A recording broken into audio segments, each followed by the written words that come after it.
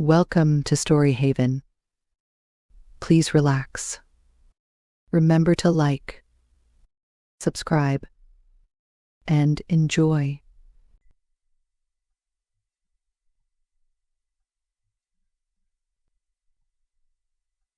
The Girl with the Golden Eyes by Honore de Balzac.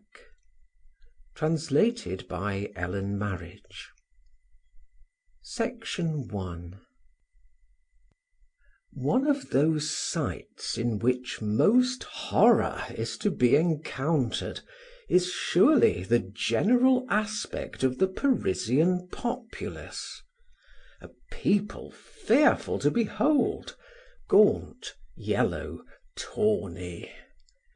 Is not Paris a vast field in perpetual turmoil from a storm of interests, beneath which are whirled along a crop of human beings, who are, more often than not, reaped by death, only to be born again as pinched as ever, men whose twisted and contorted faces give out at every pore the instinct, the desire, the poisons with which their brains are pregnant.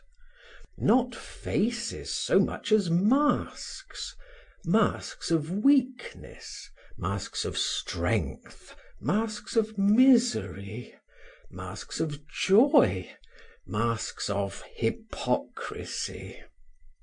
All alike worn and stamped with the indelible signs of a panting cupidity. What is it they want? Gold or pleasure? A few observations upon the soul of Paris may explain the causes of its cadaverous physiognomy, which has but two ages, youth and decay. Youth wan and colourless, decay painted to seem young. In looking at this excavated people, foreigners, who are not prone to reflection, experience at first a movement of disgust towards the capital, that vast workshop of delights, from which in a short time they cannot even extricate themselves, and where they stay willingly to be corrupted. A few words will suffice to justify physiologically the almost infernal hue of Parisian faces, for it is not in mere sport that Paris has been called a hell. Take the phrase for truth. There all is smoke and fire, everything gleams, crackles, flames, evaporates, dies out, then lights up again with shooting sparks, and is consumed. In no other country has life ever been more ardent or acute. The social nature, ever in fusion, seems to say after each completed work, pass on to another, just as nature says herself. Like nature herself, this social nature is busied with insects and flowers of a day, ephemeral trifles, and so too it throws up fire and flame from its eternal crater. Perhaps before analyzing the causes which lend a special physiognomy to each tribe of this intelligent and mobile nation, the general cause should be pointed out which bleaches and discolors, tints with blue or brown individuals in more or less degree. By dint of taking interest in everything, the Parisian ends by being interested in nothing. No emotion dominating his face, which friction has rubbed away, it turns grey, like the faces of those houses upon which all kinds of dust and smoke have blown. In effect, the Parisian, with his indifference on the day for what the morrow will bring forth, lives like a child, whatever may be his age. He grumbles at everything, consoles himself for everything, jests at everything, forgets, desires, and tastes everything, seizes all with passion, quits all with indifference. His kings, his conquests, his glory, his idols of bronze or glass, as he throws away his stockings, his hats, and his fortune. In Paris, no sentiment can withstand the drift of things, and their current compels a struggle in which the passions are relaxed. There love is a desire, and hatred a whim. There's no true kinsman but the 1,000-franc note, no better friend than the pawnbroker. This universal toleration bears its fruits, and in the salon, as in the street, there is no one de trop, there is no one absolutely useful or absolutely harmful, knaves or fools, men of wit or integrity. There everything is tolerated, the government and the guillotine, religion and the cholera. You are always acceptable to this world. You will never be missed by it. What then is the dominating impulse in this country without morals, without faith, without any sentiment, wherein, however, every sentiment, belief, and moral has its origin and end? It is gold and pleasure. Take those two words for a lantern, and explore that great stucco cage, that hive with its black gutters, and follow the windings of that thought which agitates, sustains, and occupies it. Consider, and in the first place examine the world which possesses nothing. The artisan, the man of the proletariat, who uses his hands, his tongue, his back, his right arm, his 5 fingers to live. Well, this very man, who should be the first to economize his vital principle, outruns his strength, yokes his wife to some machine, wears out his child, and ties him to the wheel.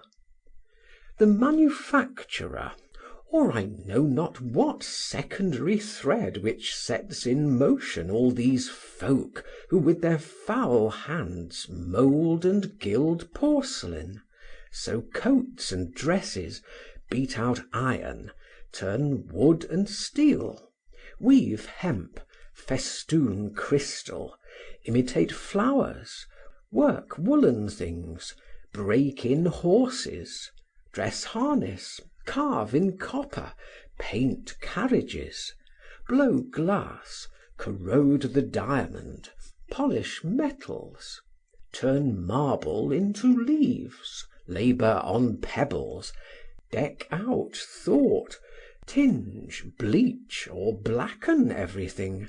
Well, this middleman has come to that world of sweat and goodwill, of study and patience, with promises of lavish wages, either in the name of the town's caprices, or with the voice of the monster dubbed speculation. Thus, these quadrumanes set themselves to watch, work, and suffer, to fast, sweat, and bestir them. Then, careless of the future, greedy of pleasure, counting on their right arm as the painter on his palette, lords for one day, they throw their money on Mondays to the cabarets which gird the town like a belt of mud, haunts of the most shameless of the daughters of Venus, in which the periodical money of this people, as ferocious in their pleasures as they are calm at work, is squandered as it had been at play. For 5 days, then, there is no repose for this laborious portion of Paris. It is given up to actions which make it warped and rough, lean and pale, gush forth with 1,000 fits of creative energy. And then its pleasure, its repose, are an exhausting debauch, swarthy and black with blows, white with intoxication, or yellow with indigestion. It lasts but 2 days, but it steals tomorrow's bread, the week's soup, the wife's dress, the child's wretched rags. Men born doubtless to be beautiful, for all creatures have a relative beauty, are enrolled from their childhood beneath the yoke of force, beneath the rule of the hammer, the chisel, the loom, and have been promptly vulcanized. Is not Vulcan, with his hideousness and his strength, the emblem of this strong and hideous nation? Sublime in its mechanical intelligence, patient in its season, and once in a century, terrible, inflammable as gunpowder, and ripe with brandy for the madness of revolution, with wits enough, in fine, to take fire at a captious word which signifies to it always gold and pleasure. If we comprise in it all those who hold out their hands for an alms, for lawful wages, or the 5 francs that are granted to every kind of Parisian prostitution, in short, for all the money well or ill earned, this people numbers 300,000 individuals. Were it not for the cabarets, would not the government be overturned every Tuesday? Happily, by Tuesday, this people is glutted, sleeps off its pleasure, is penniless, and returns to its labor, to dry bread, stimulated by a need of material procreation, which has become a habit to it. None the less, this people has its phenomenal virtues, its complete men, unknown Napoleons, who are the type of its strength carried to its highest expression, and sum up its social capacity in an existence wherein thought and movement combine less to bring joy into it than to neutralize the action of sorrow. Chance has made an artisan economical. Chance has favored him with forethought. He has been able to look forward, has met with a wife and found himself a father, and after some years of hard privation, he embarks in some little draper's business, hires a shop. If neither sickness nor vice blocks his way, if he has prospered, there is the sketch of this normal life. And in the first place, hail to that king of Parisian activity, to whom time and space give way. Yes, hail to that being composed of saltpeter and gas, who makes children for France during his laborious nights, and in the day multiplies his personality for the service, glory, and pleasure of his fellow citizens. This man solves the problem of sufficing at once to his amiable wife, to his hearth, to the Constitutionnel, to his office, to the National Guard, to the opera, and to God. but only in order that the Constitutionnel, his office, the National Guard, the Opera, his wife, and God may be changed into coin. In fine, hail to an irreproachable pluralist. Up every day at 5 o'clock, he traverses like a bird the space which separates his dwelling from the Rue Montmartre. Let it blow or thunder, rain or snow, he is at the Constitutionnel, and waits there for the load of newspapers which he has undertaken to distribute. He receives this political bread with eagerness, takes it, bears it away. At 9 o'clock he is in the bosom of his family, flings a jest to his wife, snatches a loud kiss from her, gulps down a cup of coffee, or scolds his children. At 9:45 he puts in an appearance at the mairie. There, stuck upon a stool, like a parrot on its perch, warmed by Paris town, he registers until 4 o'clock, with never a tear or a smile, the deaths and births of an entire district.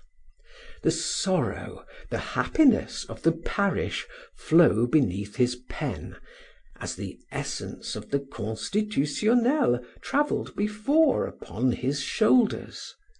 Nothing weighs upon him. He goes always straight before him, takes his patriotism ready made from the newspaper, contradicts no one, shouts or applauds with the world, and lives like a bird. 2 yards from his parish, in the event of an important ceremony, he can yield his place to an assistant, and betake himself to chant a requiem from a stall in the church, of which on Sundays he is the fairest ornament, where his is the most imposing voice, where he distorts his huge mouth with energy to thunder out a joyous Amen. So is he chorister. At 4 o'clock, freed from his official servitude, he reappears to shed joy and gaiety upon the most famous shop in the city. Happy is his wife, he has no time to be jealous, he is a man of action rather than of sentiment. His mere arrival spurs the young ladies at the counter. Their bright eyes storm the customers. He expands in the midst of all the finery, the lace and muslin kerchiefs that their cunning hands have wrought.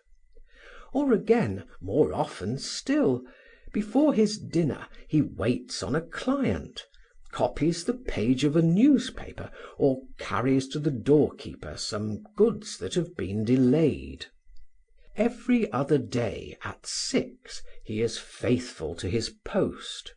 A permanent bass for the chorus, he betakes himself to the opera, prepared to become a soldier or an Arab, prisoner, savage, peasant, spirit, camel's leg or lion, a devil or a genie, a slave or a eunuch, black or white, always ready to feign joy or sorrow, pity or astonishment, to utter cries that never vary, to hold his tongue, to hunt or fight for Rome or Egypt, but always at heart a huckster still.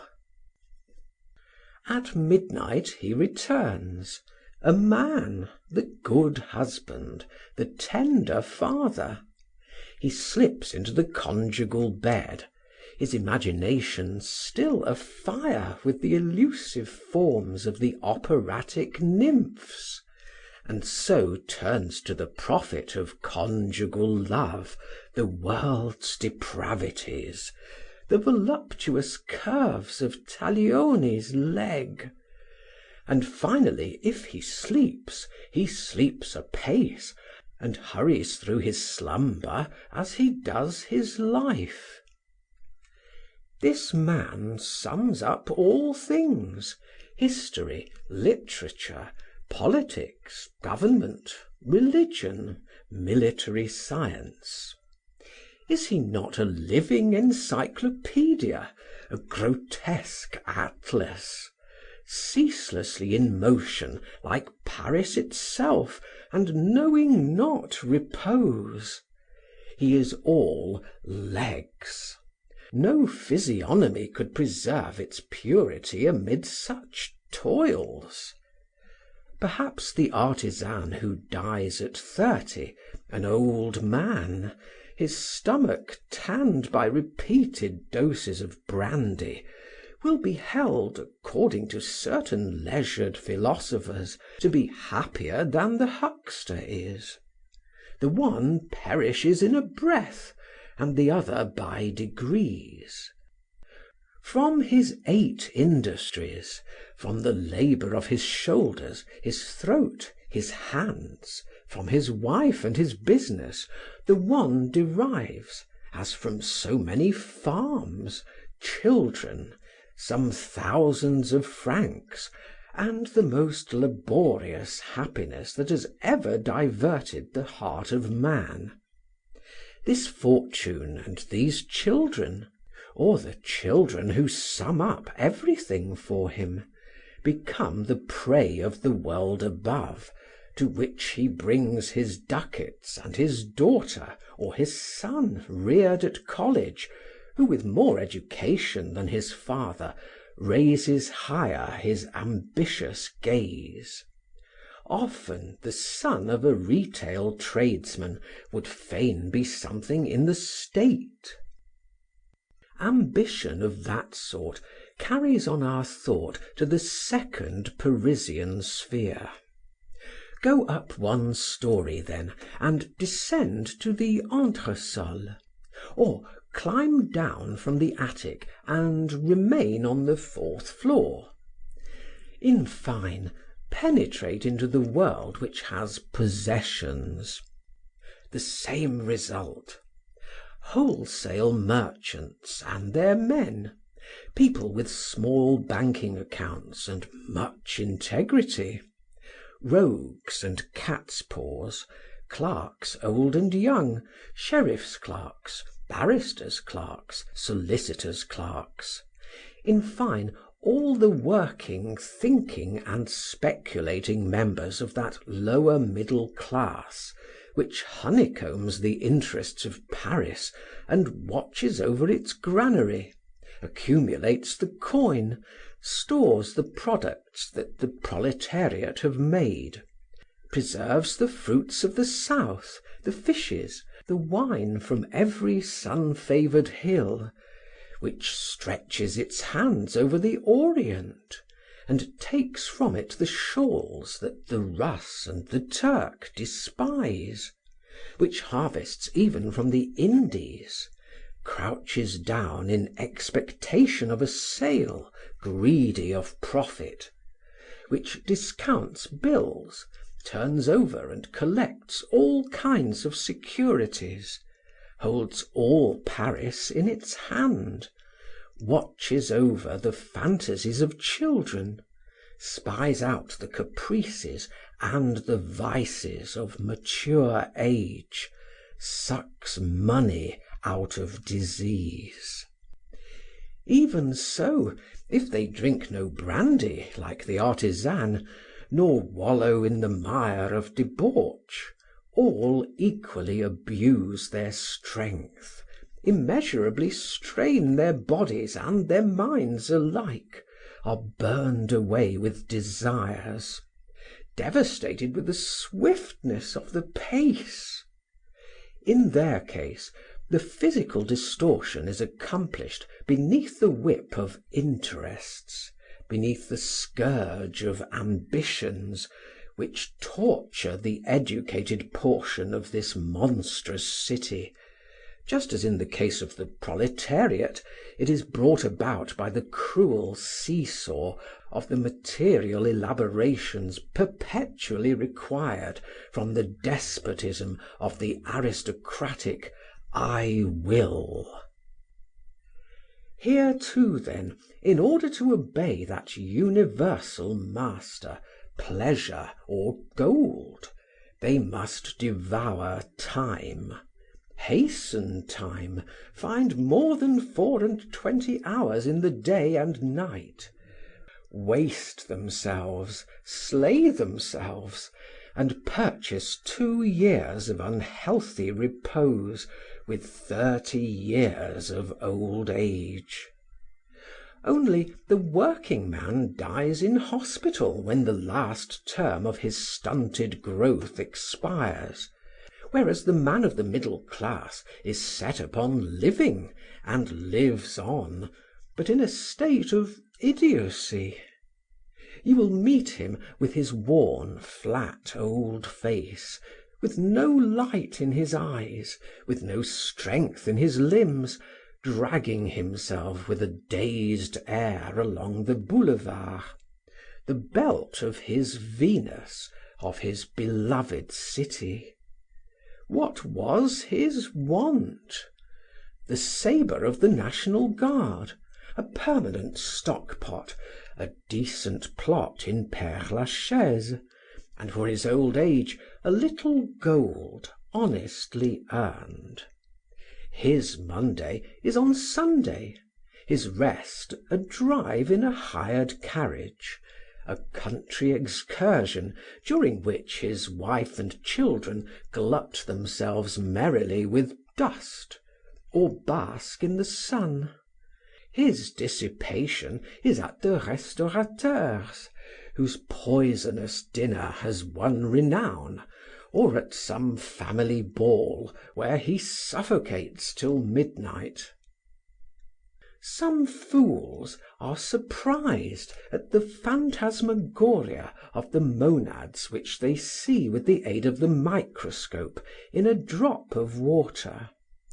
But what would Rabelais' Gargantua, that misunderstood figure of an audacity so sublime, what would that giant say, fallen from the celestial spheres, if he amused himself by contemplating the motions of this secondary life of Paris, of which here is one of the formulae?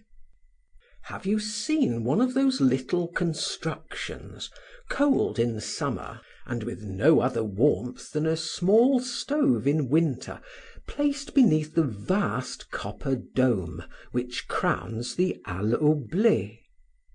Madame is there by morning; she is engaged at the markets, and makes by this occupation 12,000 francs a year, people say. Monsieur, when Madame is up, passes into a gloomy office, where he lends money till the week end to the tradesmen of his district. By 9 o'clock he is at the passport office, of which he is one of the minor officials. By evening he is at the box office of the Théâtre Italien, or of any other theatre you like. The children are put out to nurse, and only return to be sent to college or to boarding school. Monsieur and Madame live on the 3rd floor, have but one cook, give dances in a salon 12 foot by 8, lit by Argand lamps.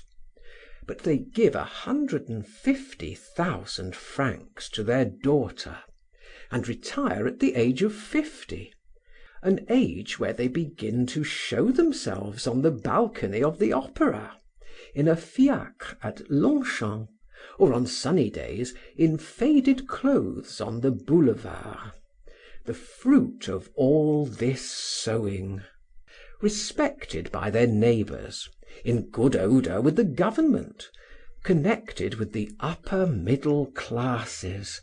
Monsieur obtains at 65 the cross of the Legion of Honor, and his daughter's father-in-law, a parochial mayor, invites him to his evenings.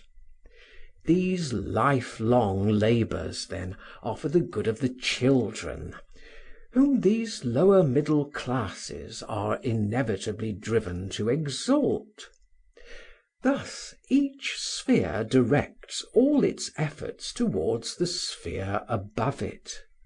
The son of the rich grocer becomes a notary, the son of the timber merchant becomes a magistrate. No link is wanting in the chain, and everything stimulates the upward march of money. Thus we are brought to the third circle of this hell, which perhaps will some day find its Dante.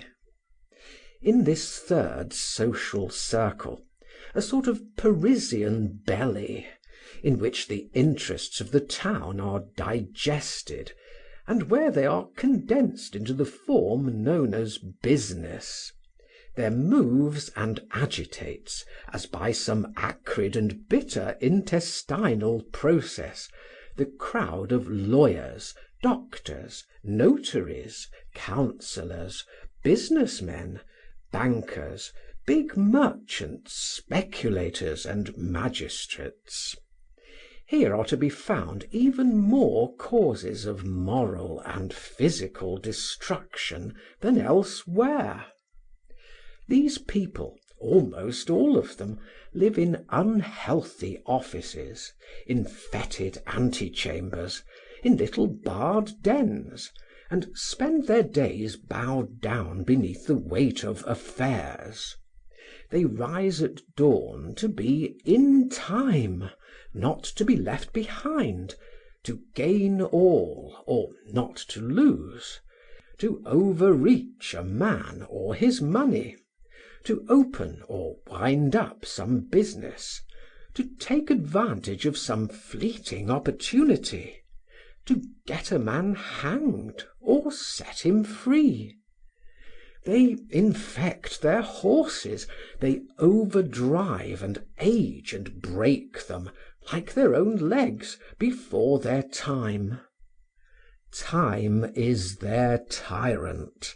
It fails them, it escapes them. They can neither expand it nor cut it short. What soul can remain great, pure, moral, and generous, and consequently what face retain its beauty in this depraving practice of a calling which compels one to bear the weight of the public sorrows, to analyse them, to weigh them, estimate them, and mark them out by rule? Where do these folk put aside their hearts? I do not know, but they leave them somewhere or other, when they have any, before they descend each morning into the abyss of the misery which puts families on the rack.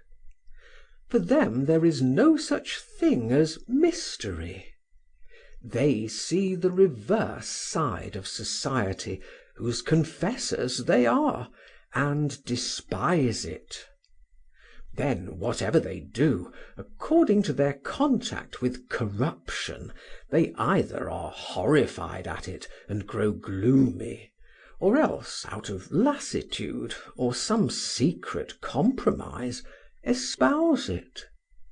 In fine, they necessarily become callous to every sentiment, since man, his laws and his institutions make them steal like jackals from corpses that are still warm. At all hours the financier is trampling on the living, the attorney on the dead, the pleader on the conscience. Forced to be speaking without a rest, they all substitute words for ideas, phrases for feelings, and their soul becomes a larynx. Neither the great merchant, nor the judge, nor the pleader preserves his sense of right. They feel no more. They apply set rules that leave cases out of count. Borne along by their headlong course, they are neither husbands, nor fathers, nor lovers. They glide on sledges over the facts of life, and live at all times at the high pressure conduced by business and the vast city. When they return to their homes, they are required to go to a ball, to the opera, into society, where they can make clients, acquaintances, protectors. They all eat to excess, play and keep vigil, and their faces become bloated, flushed, and emaciated. To this terrific expenditure of intellectual strength, to such multifold moral contradictions, they oppose, not indeed pleasure, it would be too pale a contrast, but debauchery. A debauchery both secret and alarming, for they have all means at their disposal and fix the morality of society. Their genuine stupidity lies hid beneath their specialism. They know their business, but are ignorant of everything which is outside it. So that to preserve their self-conceit, they question everything, are crudely and crookedly critical. They appear to be sceptics, and are in reality simpletons.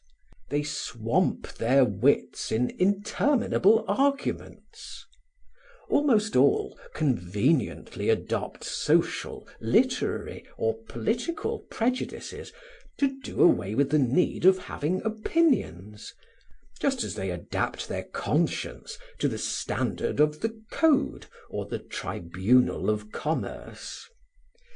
Having started early to become men of note, they turn into mediocrities, and crawl over the high places of the world. So too their faces present the harsh pallor, the deceitful coloring, those dull tarnished eyes and garrulous sensual mouths, in which the observer recognizes the symptoms of the degeneracy of the thought, and its rotation in the circle of a special idea which destroys the creative faculties of the brain and the gift of seeing in large, of generalizing and deducing. No man who has allowed himself to be caught in the revolutions of the gear of these huge machines can ever become great. If he is a doctor, either he has practiced little or he is an exception, a Bichat who dies young. If a great merchant, something remains, he is almost Jacques Coeur. Did Robespierre practice? Danton was an idler who waited.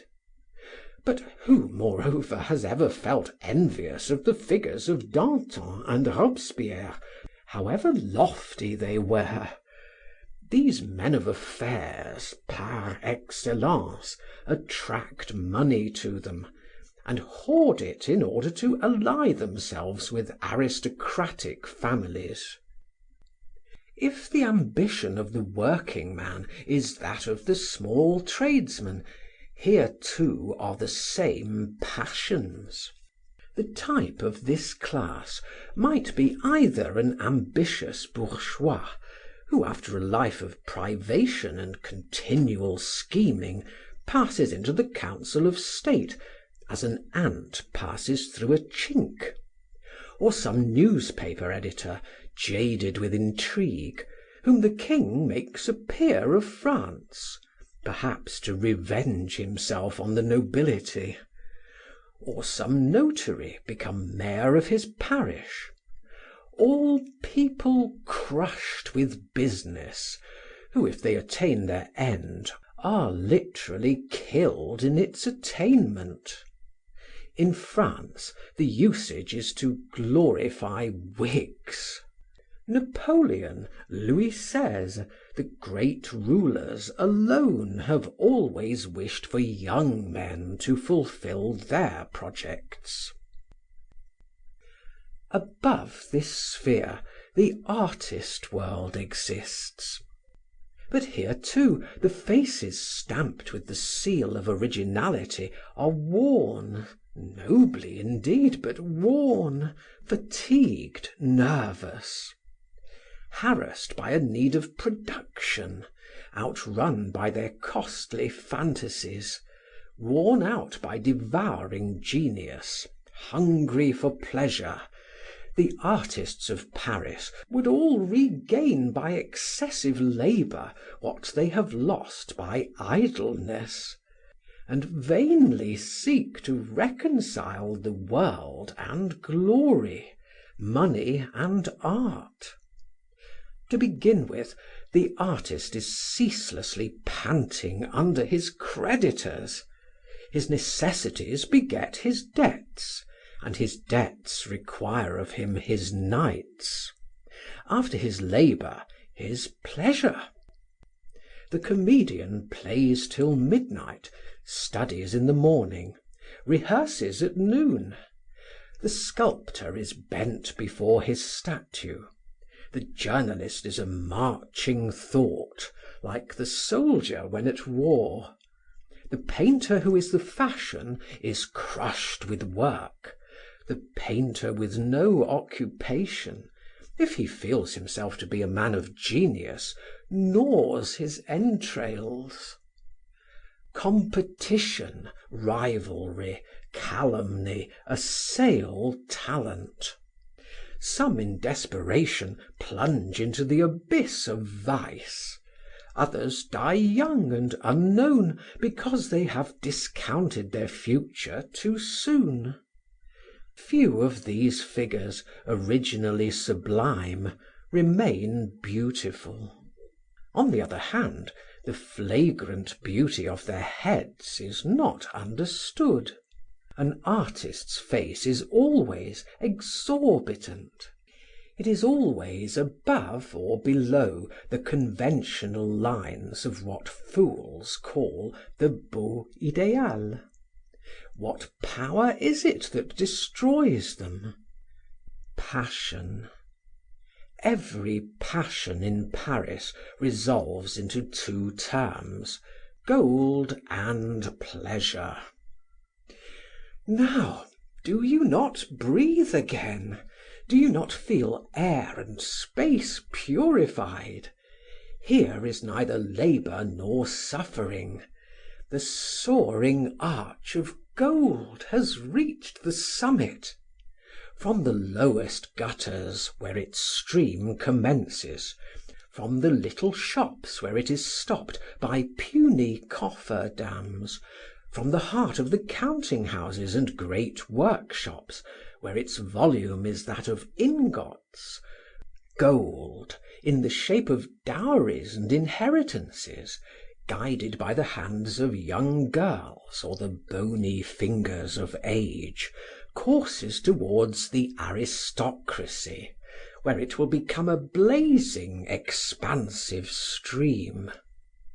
But before leaving the four territories upon which the utmost wealth of Paris is based, it is fitting, having cited the moral causes, to deduce those which are physical, and to call attention to a pestilence, latent as it were, which incessantly acts upon the faces of the porter, the artisan, the small shopkeeper.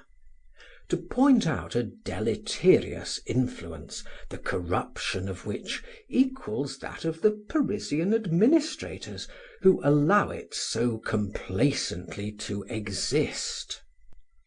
If the air of the houses in which the greater proportion of the middle classes live is noxious, if the atmosphere of the streets belches out cruel miasmas into stuffy back kitchens where there is little air, realize that, apart from this pestilence, the 40,000 houses of this great city have their foundations in filth, which the powers that be have not yet seriously attempted to enclose with mortar walls solid enough to prevent even the most fetid mud from filtering through the soil, poisoning the wells, and maintaining subterraneously to Lutetia the tradition of her celebrated name.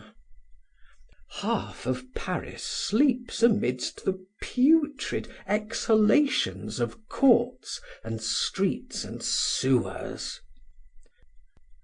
But let us turn to the vast saloons, gilded and airy, the hotels in their gardens, the rich, indolent, happy, moneyed world.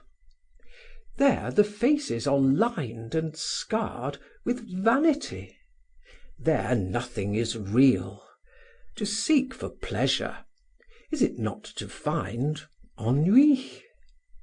People in society have at an early age warped their nature. Having no occupation other than to wallow in pleasure, they have speedily misused their sense, as the artisan has misused brandy. Pleasure is of the nature of certain medical substances. In order to obtain constantly the same effects, the doses must be doubled, and death or degradation is contained in the last. All the lower classes are on their knees before the wealthy, and watch their tastes in order to turn them into vices and exploit them. Thus you see in these folk at an early age tastes instead of passions, romantic fantasies and lukewarm loves. There impotence reigns. There ideas have ceased, they have evaporated, together with energy, amongst the affectations of the boudoir and the cajolements of women. There are fledglings of 40, old doctors of 60 years. The wealthy obtain in Paris ready-made wit and science, formulated opinions which save them the need of having wit, science, or opinion of their own. The irrationality of this world is equaled by its weakness and its licentiousness. It is greedy of time to the point of wasting it. Seek in it for affection as little as for ideas. Its kisses conceal a profound indifference, its urbanity a perpetual contempt. It has no other fashion of love. Flashes of wit without profundity, a wealth of indiscretion, scandal, and above all, commonplace. Such is the sum of its speech. But these happy fortunates pretend that they do not meet to make and repeat maxims in the manner of La Rochefoucauld, as though there did not exist a mean, invented by the 18th century, between a superfluity and an absolute blank. If a few men of character indulge in witticism, at once subtle and refined, they are misunderstood. Soon, tired of giving without receiving, they remain at home and leave fools to reign over their territory. This hollow life, this perpetual expectation of a pleasure which never comes, this permanent ennui and emptiness of soul, heart, and mind, the lassitude of the upper Parisian world, is reproduced on its features, and stamps its parchment faces, its premature wrinkles. That physiognomy of the wealthy, upon which impotence has set its grimace, in which gold is mirrored, and whence intelligence has fled. Such a view of moral Paris proves that physical Paris could not be other than it is. This coroneted town is like a queen, who, being always with child, has desires of irresistible fury. Paris is the crown of the world, a brain which perishes of genius and leads human civilization. It is a great man, a perpetually creative artist, a politician with second sight, who must of necessity have wrinkles on his forehead, the vices of a great man, the fantasies of the artist, and the politician's disillusions. Its physiognomy suggests the evolution of good and evil, battle and victory, the moral combat of '89, the clarion calls of which still re-echo in every corner of the world, and also the downfall of 1814. Thus this city can no more be moral, or cordial, or clean, than the engines which impel those proud leviathans which you admire when they cleave the waves. Is not Paris a sublime vessel laden with intelligence?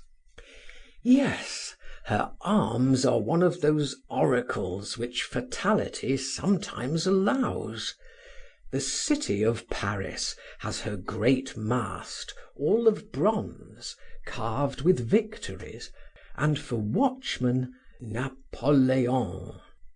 The bark may roll and pitch, but she cleaves the world, illuminates it through the 100 mouths of her tribunes, ploughs the seas of science, rides with full sail, cries from the height of her tops, with the voice of her scientists and artists, "Onward, advance, follow me." She carries a huge crew, which delights in adorning her with fresh streamers, boys and urchins laughing in the rigging, ballast of heavy bourgeoisie, working men and sailor men touched with tar, in her cabins the lucky passengers, elegant midshipmen smoke their cigars leaning over the bulwarks. Then, on the deck, her soldiers, innovators or ambitious, would accost every fresh shore, and shooting out their bright lights upon it, ask for glory, which is pleasure, or for love, which needs gold. Thus the exorbitant movement of the proletariat, the corrupting influence of the interests which consume the two middle classes, the cruelties of the artist's thought, and the excessive pleasure which is sought for incessantly by the great, explain the normal ugliness of the Parisian physiognomy. It is only in the Orient that the human race presents a magnificent figure, but that is an effect of the constant calm affected by those profound philosophers with their long pipes, their short legs, their square contour, who despise and hold activity in horror, whilst in Paris the little and the great and the mediocre run and leap and drive, whipped on by an inexorable goddess, necessity, the necessity for money, glory, and amusement. Thus any face which is fresh and graceful and reposeful, any really young face, is in Paris the most extraordinary of exceptions. It is met with rarely. Should you see one there, be sure it belongs either to a young and ardent ecclesiastic, or to some good abbe of 40 with 3 chins, to a young girl of pure life such as is brought up in certain middle-class families, to a mother of 20 still full of illusions as she suckles her first-born, to a young man newly embarked from the provinces and entrusted to the care of some devout dowager who keeps him without a sou, or perhaps to some shop assistant who goes to bed at midnight wearied out with folding and unfolding calico, and rises at 7 o'clock to arrange the window. Often again to some man of science or poetry who lives monastically in the embrace of a fine idea, who remains sober, patient, and chaste, else to some self-contented fool, feeding himself on folly, reeking of health, in a perpetual state of absorption with his own smile, or to the soft and happy race of loungers, the only folk really happy in Paris, which unfolds for them hour by hour its moving poetry. Nevertheless, there is in Paris a proportion of privileged beings to whom this excessive movement of industries, interests, affairs, arts, and gold is profitable. These beings are women, although they also have 1,000 secret causes which, here more than elsewhere, destroy their physiognomy. There are to be found in the feminine world little happy colonies, who live in oriental fashion and can preserve their beauty. But these women rarely show themselves on foot in the streets. They lie hid like rare plants, who only unfold their petals at certain hours, and constitute veritable exotic exceptions. However, Paris is essentially the country of contrasts.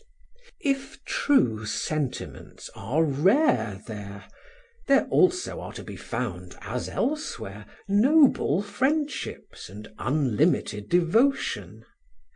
On this battlefield of interests and passions, just as in the midst of those marching societies where egoism triumphs, where everyone is obliged to defend himself, and which we call armies, it seems as though sentiments liked to be complete when they showed themselves, and are sublime by juxtaposition.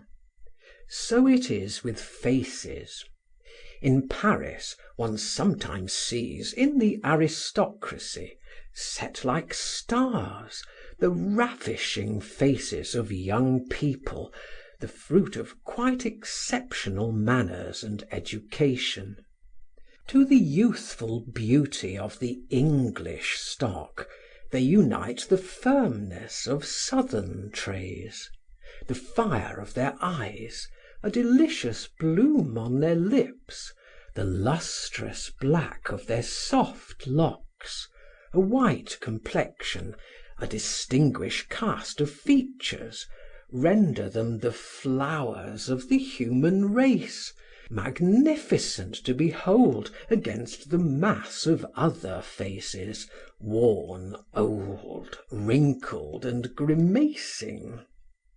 So women, too, admire such young people with that eager pleasure which men take in watching a pretty girl, elegant, gracious, and embellished with all the virginal charms with which our imagination pleases to adorn the perfect woman.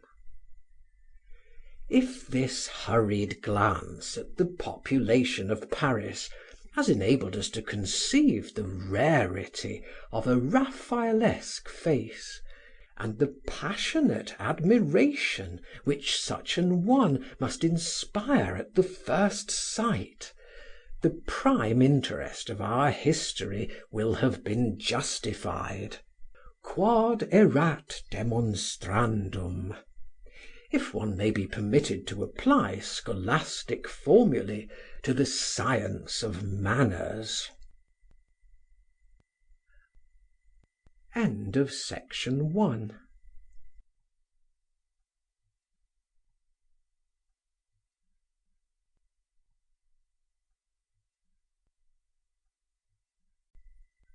Section 2.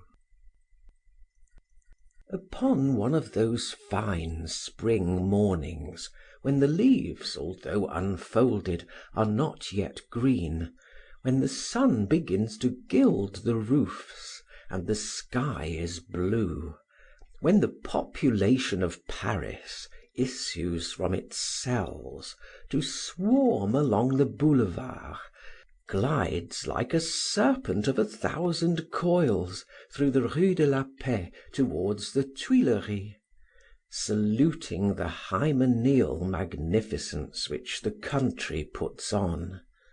On one of those joyous days, then, a young man as beautiful as the day itself, dressed with taste, easy of manner. To let out the secret, he was a love child, the natural son of Lord Dudley and the famous Marquise de Vordac, was walking in the great avenue of the Tuileries. This Adonis, by name Henri de Marsay, was born in France, when Lord Dudley had just married the young lady, already Henri's mother, to an old gentleman called Monsieur de Marsay. This faded and almost extinguished butterfly recognized the child as his own in consideration of the life interest in a fund of 100,000 francs, definitively assigned to his putative son, a generosity which did not cost Lord Dudley too dear. French funds were worth at that time 17 francs 50 centimes. The old gentleman died without having ever known his wife. Madame de Marsay subsequently married the Marquis de Vordac, but before becoming a marquise, she showed very little anxiety as to her son and Lord Dudley. To begin with, the declaration of war between France and England had separated the two lovers, and fidelity at all costs was not, and never will be, the fashion of Paris. Then the successes of the woman, elegant, pretty, universally adored, crushed in the Parisienne the maternal sentiment. Lord Dudley was no more troubled about his offspring than was the mother. The speedy infidelity of a young girl he had ardently loved gave him, perhaps, a sort of aversion for all that issued from her. Moreover, fathers can, perhaps, only love the children with whom they are fully acquainted. A social belief of the utmost importance for the peace of families, which should be held by all the celibate, proving as it does that paternity is a sentiment nourished artificially by woman, custom, and the law. Poor Henri de Marsay knew no other father than that one of the two who was not compelled to be one. The paternity of Monsieur de Marsay was naturally most incomplete. In the natural order, it is but for a few fleeting instants that children have a father, and Monsieur de Marsay, imitated nature. The worthy man would not have sold his name had he been free from vices. Thus he squandered without remorse in gambling hells, and drank elsewhere the few dividends which the national treasury paid to its bondholders. Then he handed over the child to an aged sister, a demoiselle de Marsay, who took much care of him, and provided him, out of the meagre sum allowed by her brother, with a tutor, an abbe without a farthing, who took the measure of the youth's future, and determined to pay himself out of the 100,000 livres for the care given to his pupil, for whom he conceived an affection. As chance had it, this tutor was a true priest, one of those ecclesiastics cut out to become cardinals in France, or Borgias beneath the tiara. He taught the child in 3 years what he might have learned at college in 10. Then the great man, by the name the Abbe de Maronis, completed the education of his pupil by making him study civilization under all its aspects. He nourished him on his experience, led him little into churches, which at that time were closed, introduced him sometimes behind the scenes of theaters, more often into the houses of courtesans. He exhibited human emotions to him one by one, taught him politics in the drawing rooms where they simmered at the time, explained to him the machinery of government, and endeavored out of attraction towards a fine nature, deserted yet rich in promise, virilely to replace a mother. Is not the church the mother of orphans? The pupil was responsive to so much care. The worthy priest died in 1812, a bishop, with the satisfaction of having left in this world a child whose heart and mind were so well moulded that he could outwit a man of 40. Who would have expected to have found a heart of bronze, a brain of steel, beneath external traits as seductive as ever the old painters, those naive artists, had given to the serpent in the terrestrial paradise? Nor was that all. In addition, the good-natured prelate had procured for the child of his choice certain acquaintances in the best Parisian society, which might equal in value, in the young man's hand, another 100,000 invested livres. In fine, this priest, vicious but politic, skeptical yet learned, treacherous yet amiable, weak in appearance yet as vigorous physically as intellectually, was so genuinely useful to his pupil, so complacent to his vices, so fine a calculator of all kinds of strength, so profound when it was needful to make some human reckoning, so youthful at table, at Frascati, at I know not where, that the grateful Henri de Marsay was hardly moved at aught in 1814, except when he looked at the portrait of his beloved bishop, the only personal possession which the prelate had been able to bequeath him. Admirable type of the men whose genius will preserve the Catholic, Apostolic, and Roman Church, compromised for the moment by the feebleness of its recruits and the decrepit age of its pontiffs, but if the Church likes. The Continental War prevented young De Marsay from knowing his real father. It is doubtful whether he was aware of his name. A deserted child, he was equally ignorant of Madame de Marsay. Naturally, he had little regret for his putative father. As for Mademoiselle de Marsay, his only mother, he built for her a handsome little monument in Père Lachaise when she died. Monseigneur de Maronis had guaranteed to this old lady one of the best places in the skies, so that when he saw her die happy, Henri gave her some egotistical tears. He began to weep on his own account.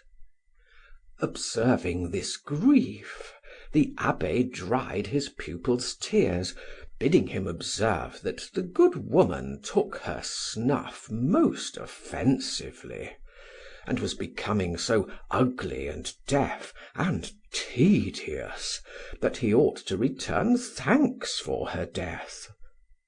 The bishop had emancipated his pupil in 1811. Then, when the mother of M. de Marsay remarried, the priest chose in a family council one of those honest dullards, picked out by him through the windows of the confessional, and charged him with the administration of the fortune, the revenues of which he was willing to apply to the needs of the community, but of which he wished to preserve the capital. Towards the end of 1814, then, Henri de Marsay had no sentiment of obligation in the world, and was as free as an unmated bird. Although he had lived 22 years, he appeared to be barely 17. As a rule, the most fastidious of his rivals considered him to be the prettiest youth in Paris.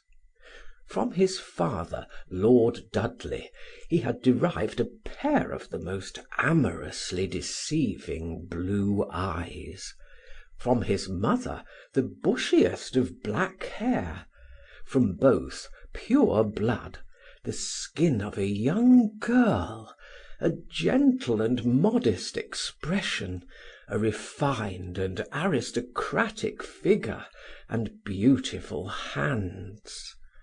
For a woman, to see him was to lose her head for him. Do you understand? To conceive one of those desires which eat the heart, which are forgotten because of the impossibility of satisfying them, because women in Paris are commonly without tenacity. Few of them say to themselves, after the fashion of men, the je maintiendrai of the House of Orange. Underneath this fresh young life, and in spite of the limpid springs in his eyes, Henri had a lion's courage, a monkey's agility. He could cut a ball in half at 10 paces on the blade of a knife. He rode his horse in a way that made you realize the fable of the centaur, drove a 4-in-hand with grace, was as light as a cherub and quiet as a lamb, but knew how to beat a townsman at the terrible game of savate or cudgels. Moreover, he played the piano in a fashion which would have enabled him to become an artist should he fall on calamity, and owned a voice which would have been worth to Barbaia 50,000 francs a season. Alas, that all these fine qualities, these pretty faults, were tarnished by one abominable vice. He believed neither in man nor woman, God nor devil.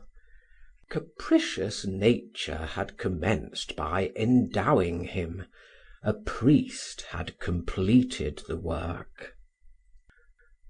To render this adventure comprehensible, it is necessary to add here that Lord Dudley naturally found many women disposed to reproduce samples of such a delicious pattern.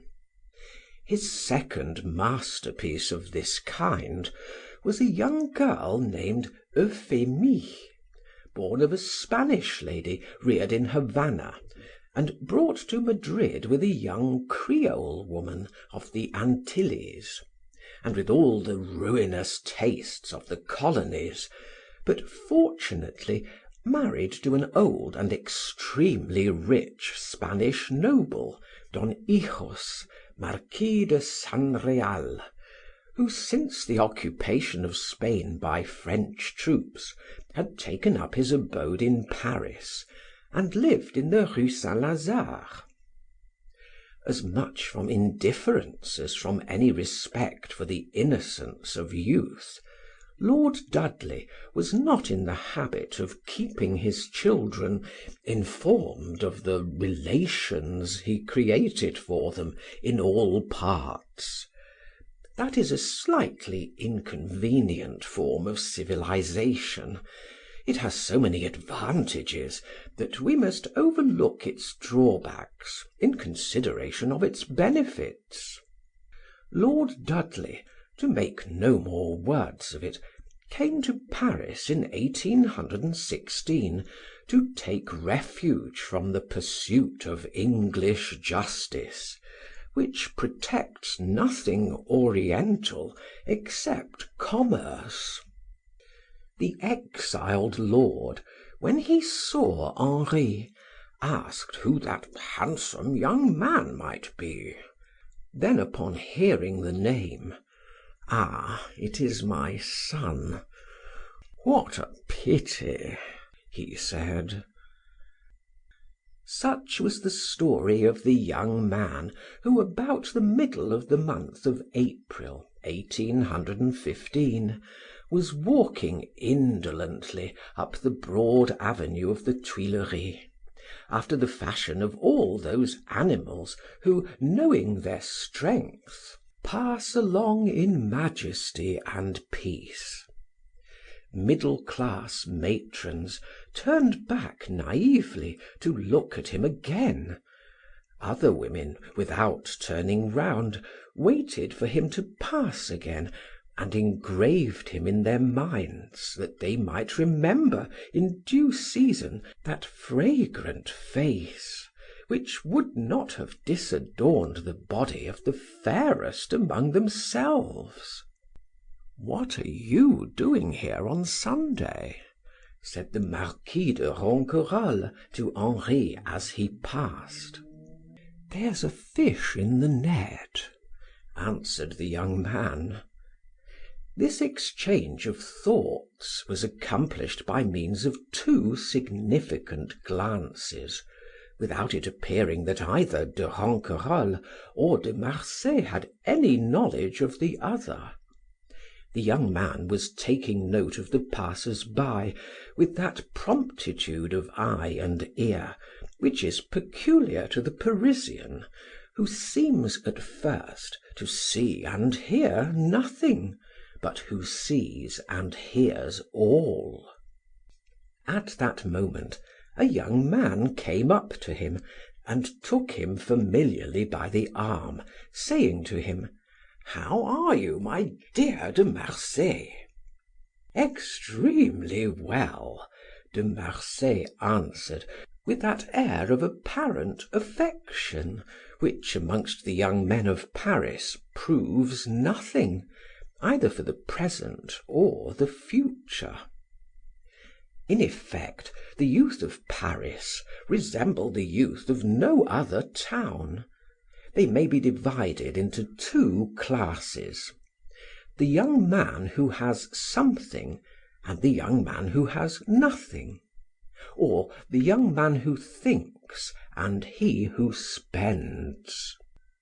But be it well understood, this applies only to those natives of the soil who maintain in Paris the delicious course of the elegant life.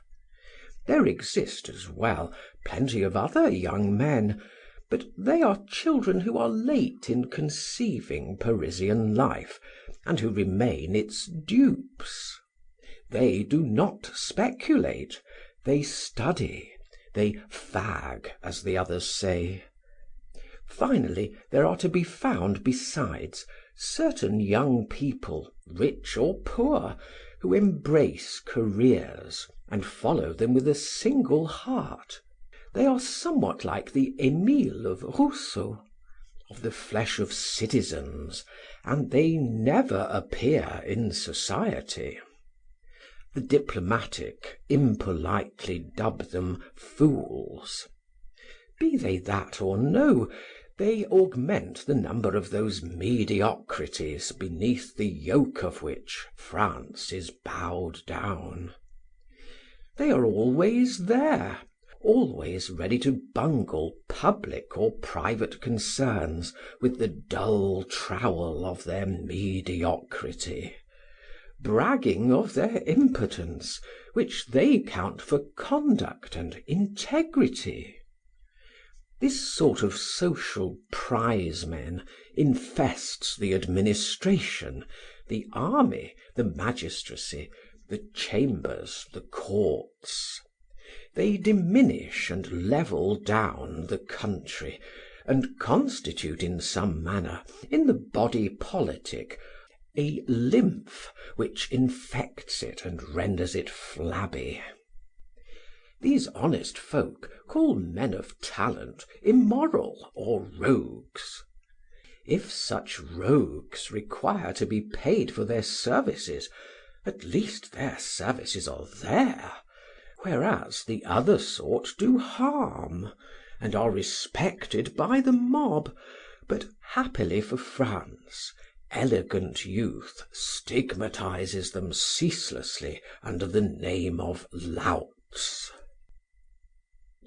At the first glance, then, it is natural to consider as very distinct the two sorts of young men who lead the life of elegance, the amiable corporation to which Henri de Marsay belonged.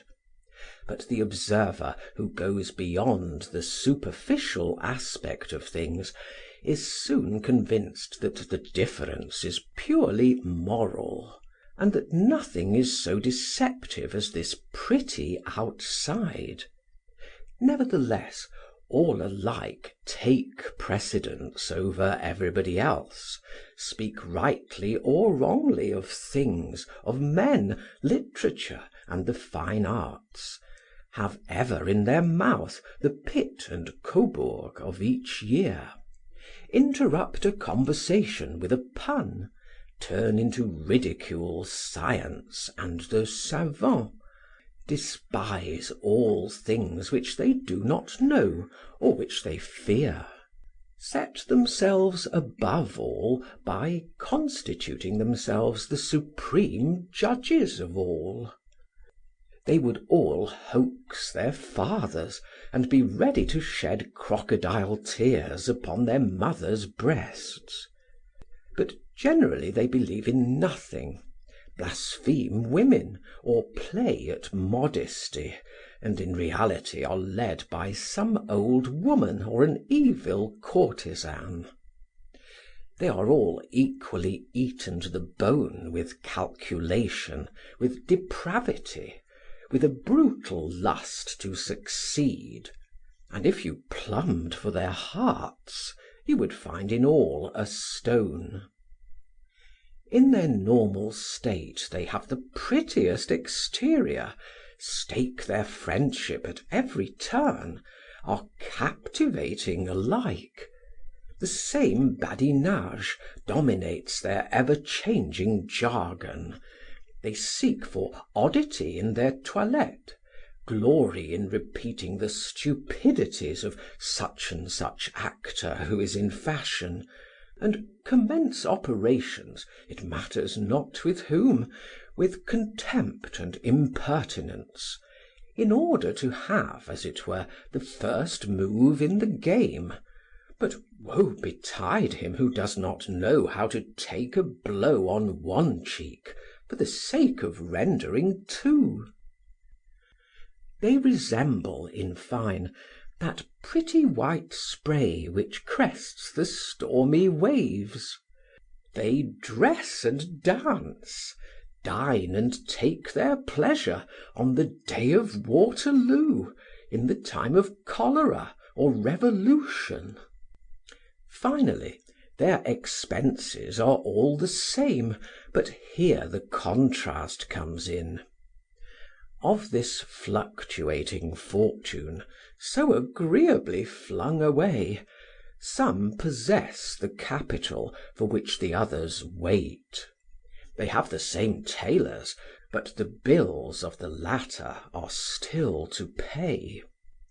Next, if the first, like sieves, take in ideas of all kinds without retaining any, the latter compare them and assimilate all the good. If the first believe they know something, know nothing and understand everything, lend all to those who need nothing, and offer nothing to those who are in need, the latter study secretly others' thoughts and place out their money, like their follies, at big interest.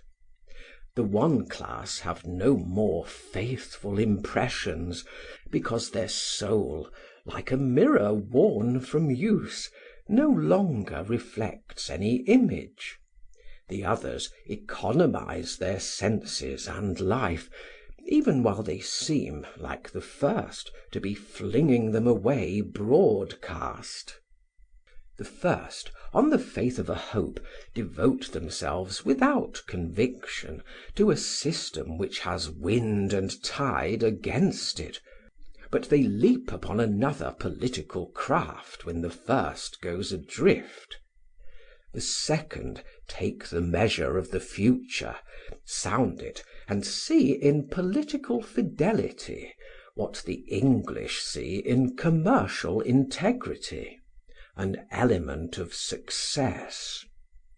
Where the young man of possessions makes a pun or an epigram upon the restoration of the throne, he who has nothing makes a public calculation or a secret reservation, and obtains everything by giving a handshake to his friends.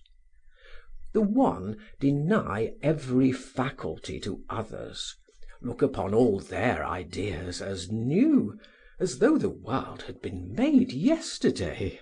They have unlimited confidence in themselves, and no crueler enemy than those same selves.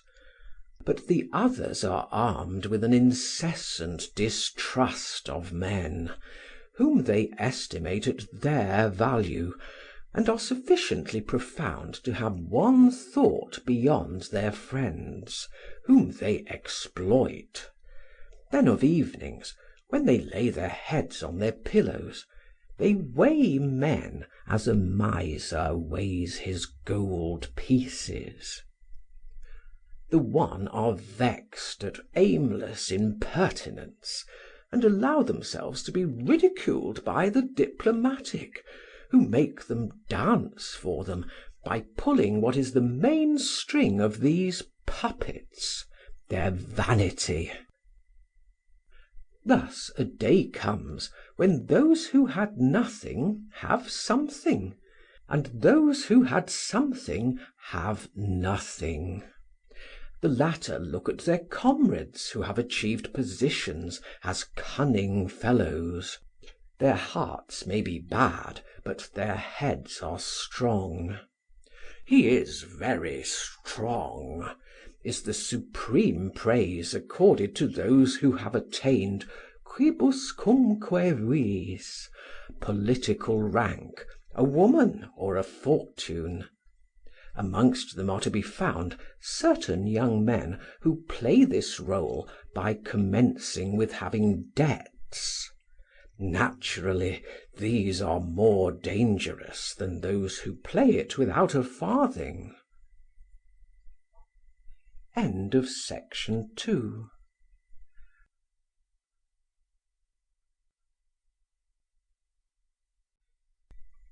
Section 3.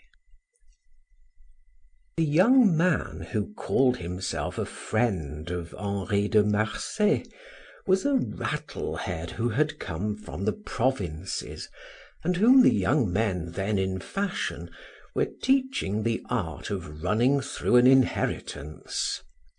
But he had one last leg to stand on in his province, in the shape of a secure establishment. He was simply an heir who had passed without any transition from the pittance of 100 francs a month to the entire paternal fortune, and who, if he had not wit enough to perceive that he was laughed at, was sufficiently cautious to stop short at 2/3 of his capital. He had learned at Paris, for a consideration of some thousands of francs, the exact value of harness, the art of not being too respectful to his gloves, learned to make skillful meditations upon the right wages to give people, and to seek out what bargain was the best to close with them. He set store on his capacity to speak in good terms of his horses, of his Pyrenean hound, to tell by her dress, her walk, her shoes, to what class a woman belonged, to study écarté, remember a few fashionable catchwords, and win by his sojourn in Parisian society the necessary authority to import later into his province a taste for tea and silver of an English fashion, and to obtain the right of despising everything around him for the rest of his days. De Marsay had admitted him to his society in order to make use of him in the world, just as a bold speculator employs a confidential clerk. The friendship, real or feigned, of De Marsay was a social position for Paul de Manerville, who on his side thought himself astute in exploiting after his fashion his intimate friend. He lived in the reflecting lustre of his friend, walked constantly under his umbrella, wore his boots, gilded himself with his rays. When he posed in Henri's company or walked at his side, he had the air of saying, "Don't insult us, we are real dogs." He often permitted himself to remark fatuously, "If I were to ask Henri for such and such a thing, he is a good enough friend of mine to do it." But he was careful never to ask anything of him. He feared him, and his fear, although imperceptible, reacted upon the others and was of use to De Marsay. "De Marsay is a man of 1,000," said Paul. "Ah, you will see, he will be what he likes. I should not be surprised to find him one of these days Minister of Foreign Affairs. Nothing can withstand him." He made of De Marsay what Corporal Trim made of his cap, a perpetual instance. "Ask De Marsay and you will see." Or again, "The other day we were hunting, De Marsay and I. He would not believe me, but I jumped a hedge without moving on my horse." Or again, We were with some women, De Marsay and I, and upon my word of honor, I was, etc." Thus Paul de Manerville could not be classed among the great, illustrious, and powerful family of fools who succeed. He would one day be a deputy. For the time he was not even a young man. His friend De Marsay defined him thus: "You ask me what is Paul?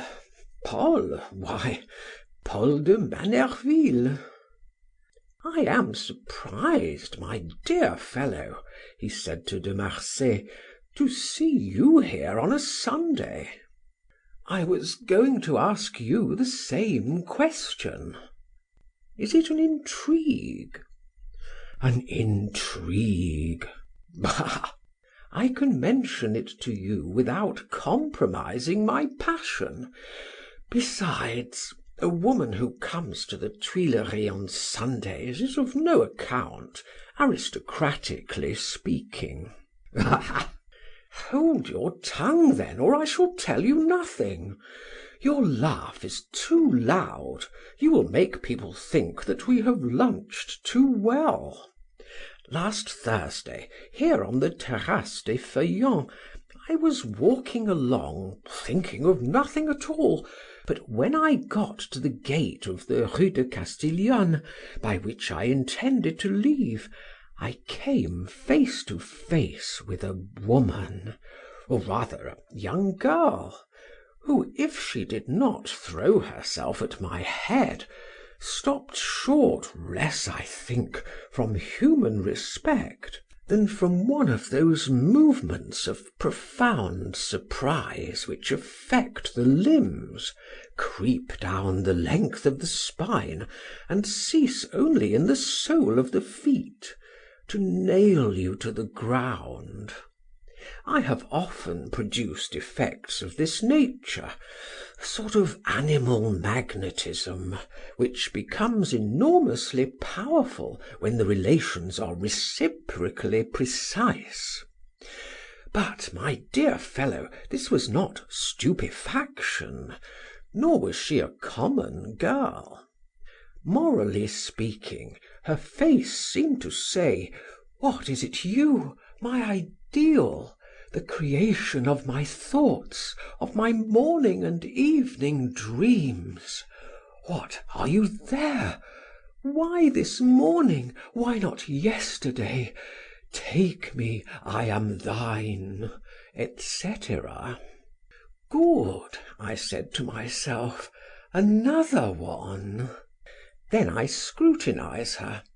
Ah, my dear fellow, speaking physically, my incognita is the most adorable feminine person whom I ever met. She belongs to that feminine variety which the Romans call fulva flava, the woman of fire. And in chief, what struck me the most, what I am still taken with, are her two yellow eyes, like a tiger's, a golden yellow that gleams, living gold, gold which thinks, gold which loves, and is determined to take refuge in your pocket. "My dear fellow, we are full of her," cried Paul. "She comes here sometimes, the girl with the golden eyes. That is the name we have given her. She is a young creature, not more than 22, and I have seen her here in the time of the Bourbons, but with a woman who was worth 100,000 of her." "Silence, Paul. It is impossible for any woman to surpass this girl. She is like the cat who rubs herself against your legs, a white girl with ash colored hair, delicate in appearance, but who must have downy threads on the third phalanx of her fingers, and all along her cheeks a white down, whose line, luminous on fine days, begins at her ears and loses itself on her neck.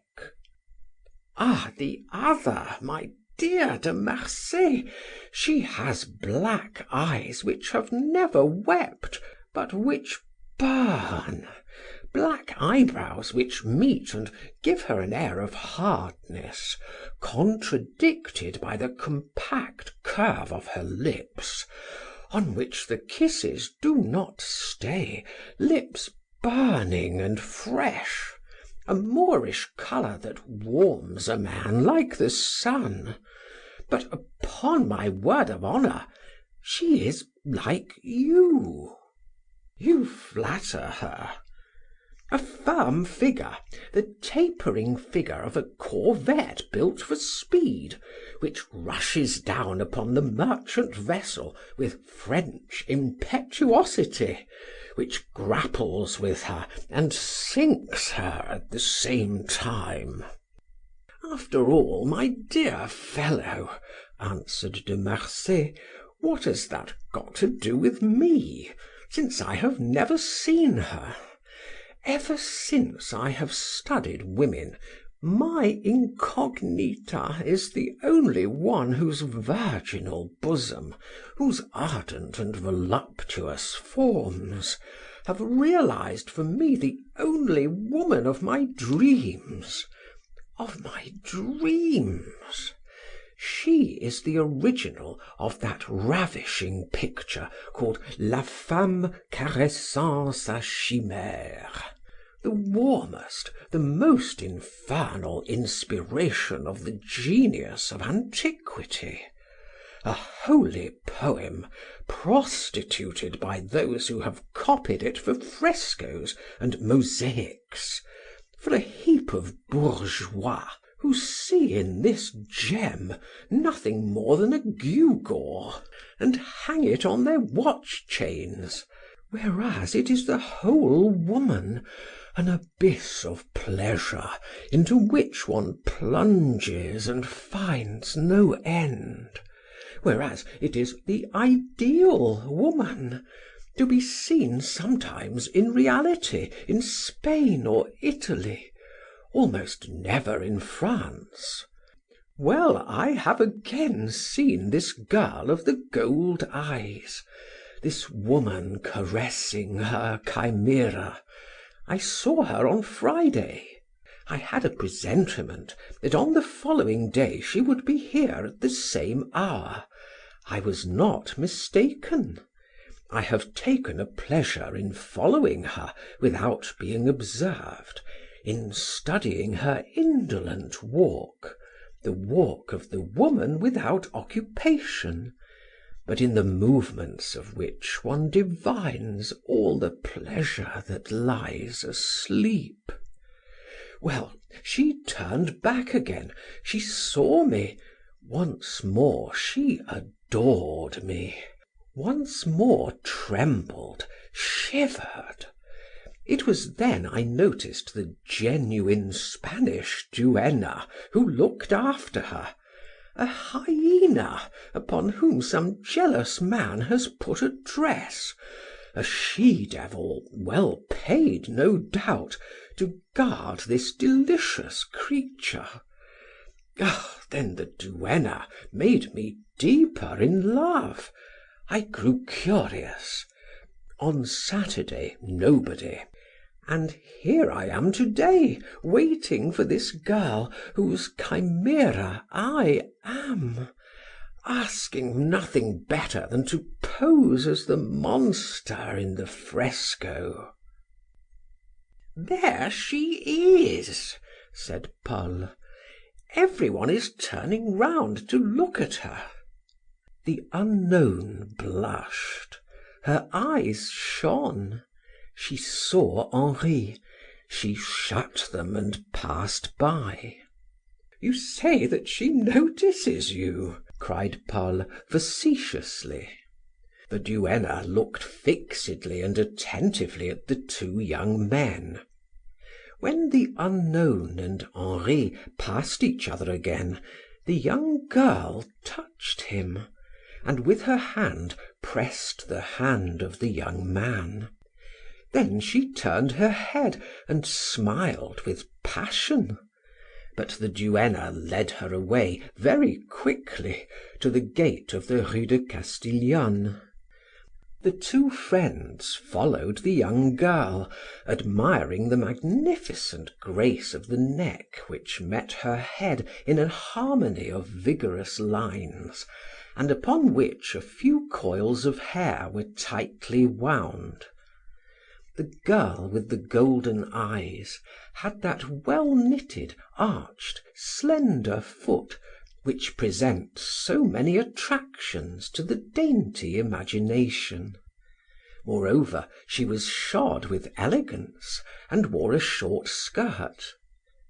During her course, she turned from time to time to look at Henri, and appeared to follow the old woman regretfully, seeming to be at once her mistress and her slave. She could break her with blows, but could not dismiss her. All that was perceptible. The two friends reached the gate. Two men in livery let down the step of a tasteful coupe, emblazoned with armorial bearings.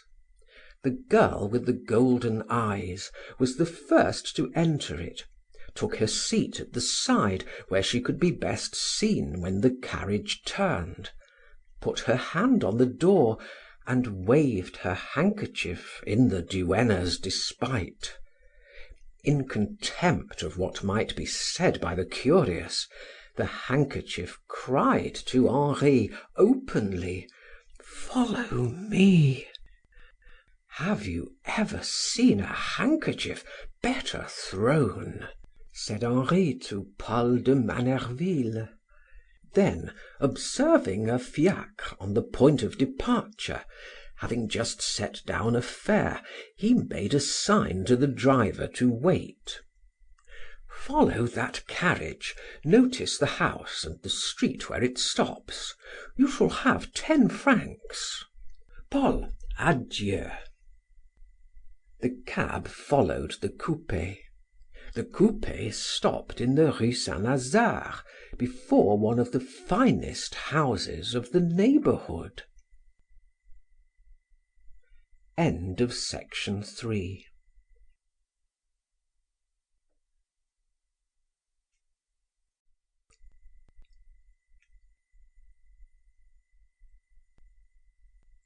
Section 4. De Marsay was not impulsive. Any other young man would have obeyed his impulse to obtain at once some information about a girl who realized so fully the most luminous ideas ever expressed upon women in the poetry of the East. But too experienced to compromise his good fortune, he had told his coachman to continue along the Rue Saint Lazare and carry him back to his house. The next day, his confidential valet, Laurent by name, as cunning a fellow as the Frontin of the old comedy, waited in the vicinity of the house inhabited by the unknown for the hour at which letters were distributed. In order to be able to spy at his ease and hang about the house, he had followed the example of those police officers who seek a good disguise, and bought up cast-off clothes of an Auvergnat, the appearance of whom he sought to imitate.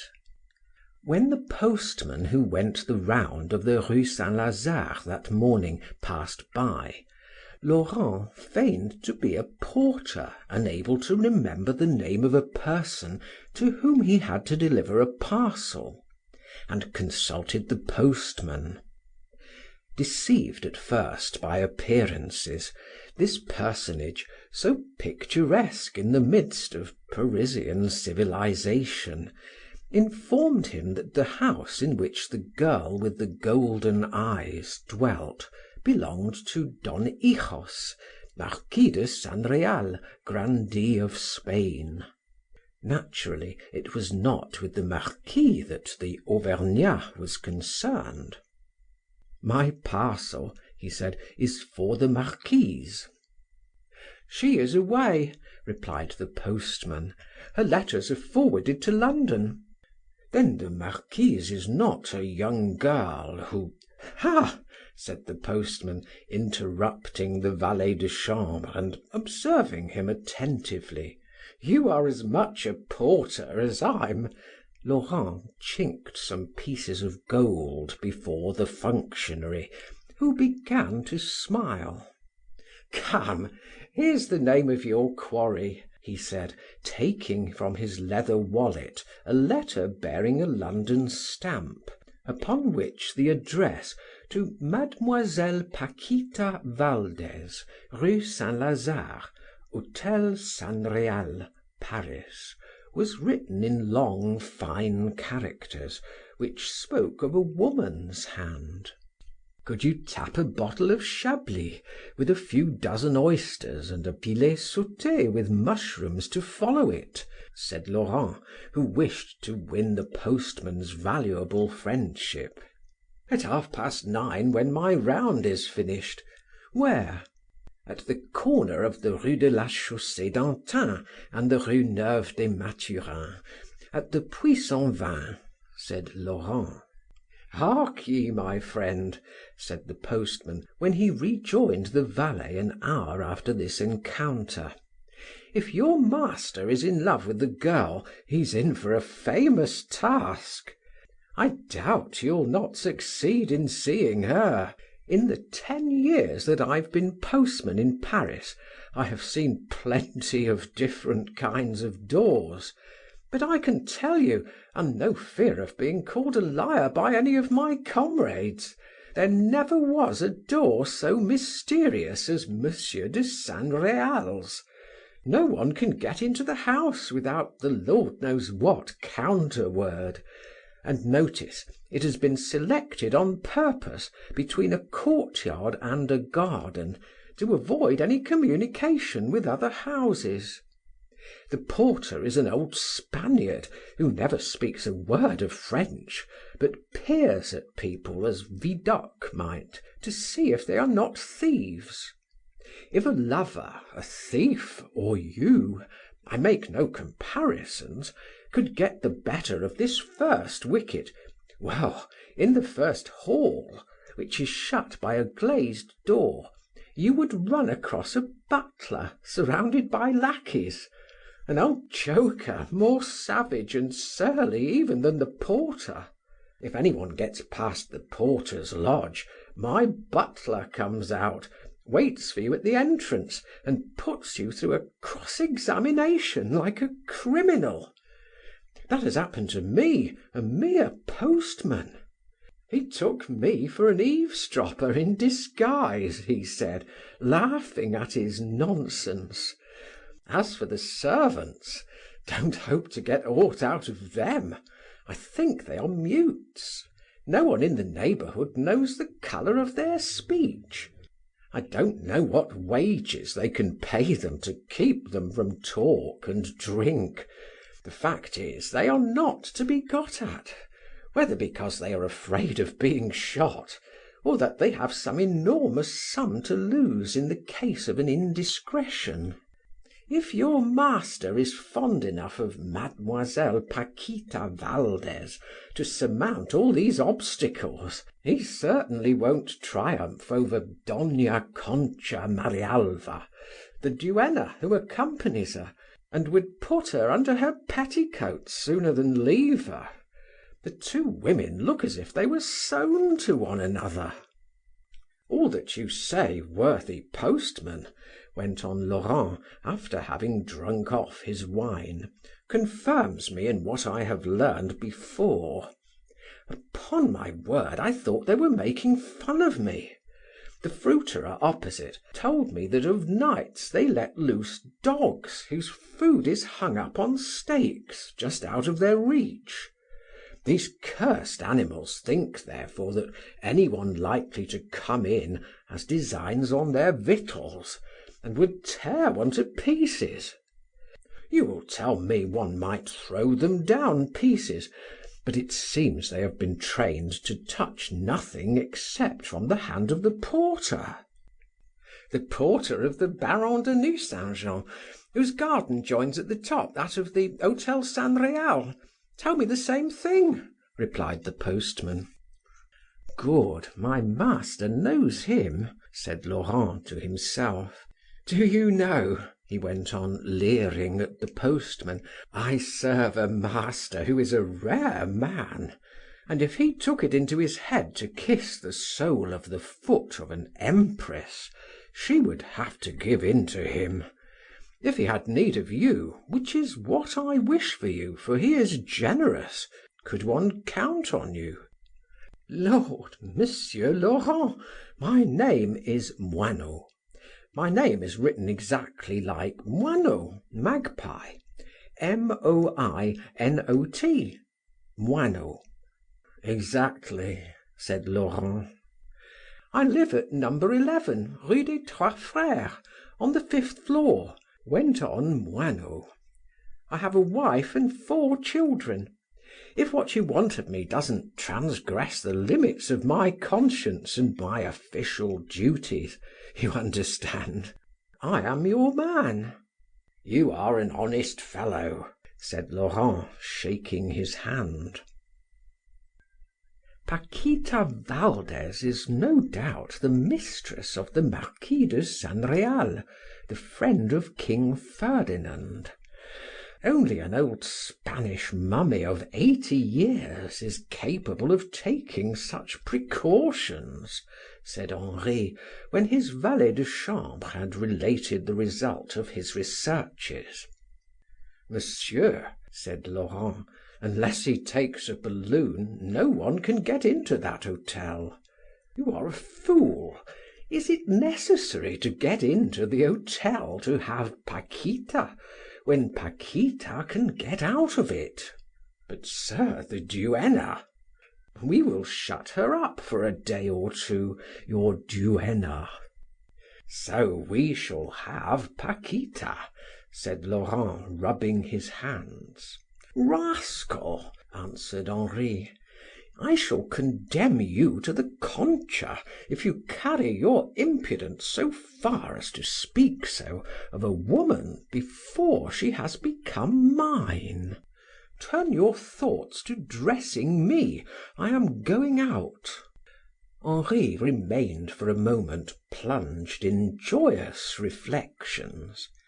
Let us say it to the praise of women, he obtained all those whom he deigned to desire. And what could one think of a woman having no lover who should have known how to resist a young man armed with beauty, which is the intelligence of the body, with intelligence, which is a grace of the soul, armed with moral force and fortune, which are the only 2 real powers. Yet, in triumphing with such ease, De Marsay was bound to grow weary of his triumphs. Thus, for about 2 years, he had grown very weary indeed. And diving deep into the sea of pleasures, he brought back more grit than pearls. Thus had he come, like potentates, to implore of chance some obstacle to surmount, some enterprise which should ask the employment of his dormant moral and physical strength. Although Paquita Valdes presented him with a marvelous concentration of perfections which he had only yet enjoyed in detail, the attraction of passion was almost nil with him. Constant satiety had weakened in his heart the sentiment of love. Like old men and people disillusioned, he had no longer anything but extravagant caprices, ruinous tastes, fantasies, which, once satisfied, left no pleasant memory in his heart. Amongst young people, love is the finest of the emotions, it makes the life of the soul blossom, it nourishes by its solar power the finest inspirations and their great thoughts. The first fruits in all things have a delicious savor. Amongst men, love becomes a passion, strength leads to abuse. Amongst old men it turns to vice, impotence tends to extremes. Henri was at once an old man, a man, and a youth. To afford him the feelings of a real love, he needed, like Lovelace, a Clarissa Harlowe. Without the magic lustre of that unattainable pearl, he could only have either passions rendered acute by some Parisian vanity, or set determinations with himself to bring such and such a woman to such and such a point of corruption, or else adventures which stimulated his curiosity. The report of Laurent, his valet de chambre, had just given an enormous value to the girl with the golden eyes. It was a question of doing battle with some secret enemy who seemed as dangerous as he was cunning, and to carry off the victory, all the forces which Henri could dispose of would be useful. He was about to play in that eternal old comedy which will be always fresh, and the characters in which are an old man, a young girl, and a lover. Don Hijos, Paquita, de Marsay. If Laurent was the equal of Figaro, the duenna seemed incorruptible. Thus the living play was supplied by chance with a stronger plot than it had ever been by dramatic author. But then is not chance too a man of genius? It must be a cautious game, said Henri to himself. Well, said Paul de Manerville as he entered the room, how are we getting on? I have come to breakfast with you. So be it, said Henri. You won't be shocked if I make my toilette before you. How absurd! We take so many things from the English just now that we might well become as great prudes and hypocrites as themselves, said Henri. Laurent had set before his master such a quantity of utensils, so many different articles of such elegance, that Paul could not refrain from saying, "But you will take a couple of hours over that." "No," said Henri, 2 hours and a half. "Well, then, since we are by ourselves and can say what we like, explain to me why a man as superior as yourself, for you are superior, should affect to exaggerate a foppery which cannot be natural. Why spend 2 hours and a half in adorning yourself, when it is sufficient to spend a quarter of an hour in your bath, to do your hair in 2 minutes, and to dress? There, tell me your system. I must be very fond of you, my good dunce, to confide such high thoughts to you," said the young man, who was at that moment having his feet rubbed with a soft brush lathered with English soap. "Have I not the most devoted attachment to you?" replied Paul de Manerville. "And do I not like you because I know your superiority? You must have noticed, if you are in the least capable of observing any moral fact, that women love fops," went on de Marsay, without replying in any way to Paul's declaration except by a look: "Do you know why women love fops? My friend, fops are the only men who take care of themselves. Now, to take excessive care of oneself, does it not imply that one takes care in oneself of what belongs to another? The man who does not belong to himself is precisely the man on whom women are keen. Love is essentially a thief. I say nothing about that excess of niceness to which they are so devoted. Do you know of any woman who has had a passion for a sloven, even if he were a remarkable man? If such a fact has occurred, we must put it to the account of those morbid affections of the breeding woman, mad fancies which float through the minds of everybody. On the other hand, I have seen most remarkable people left in the lurch because of their carelessness. A fop, who is concerned about his person, is concerned with folly, with petty things. And what is a woman? A petty thing, a bundle of follies. With 2 words said to the winds, can you not make her busy for 4 hours? She is sure that the fop will be occupied with her, seeing that he has no mind for great things. She will never be neglected for glory, ambition, politics, art, those prostitutes who for her are rivals. Then fops have the courage to cover themselves with ridicule in order to please a woman, and her heart is full of gratitude towards the man who is ridiculous for love. In fine, a fop can be no fop unless he is right in being one. It is women who bestow that rank. The fop is love's colonel. He has his victories, his regiment of women at his command. My dear fellow, in Paris everything is known, and a man cannot be a fop there gratis. You, who have only one woman, and who perhaps are right to have but one, try to act the fop. You will not even become ridiculous, you will be dead.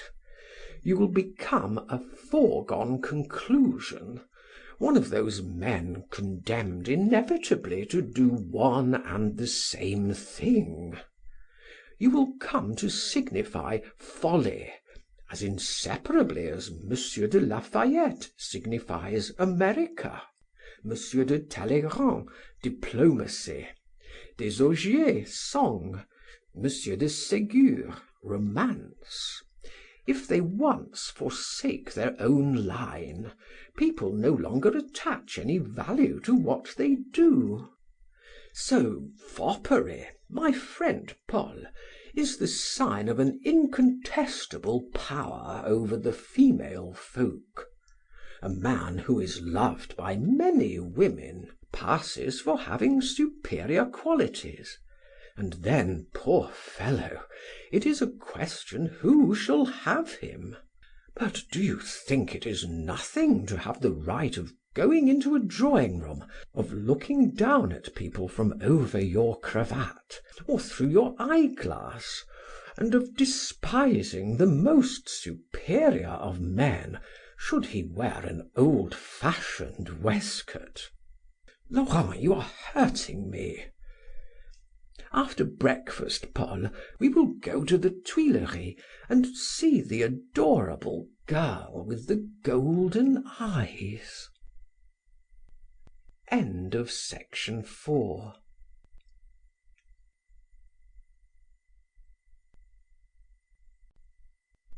Section 5.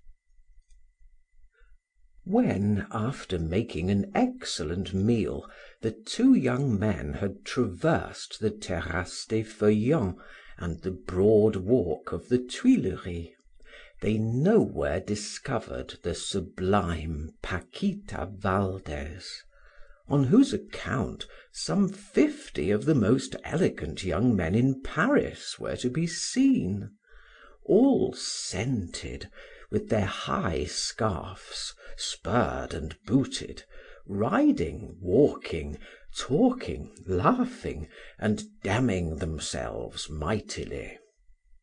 "It's a white mass," said Henri, "but I have the most excellent idea in the world. This girl receives letters from London. The postman must be bought or made drunk, a letter opened, read, of course, and a love letter slipped in before it is sealed up again. The old tyrant, crudel tiranno, is certain to know the person who writes the letters from London, and has ceased to be suspicious of them." The day after, De Marsay came again to walk on the Terrasse des Feuillants, and saw Paquita Valdes. Already passion had embellished her for him.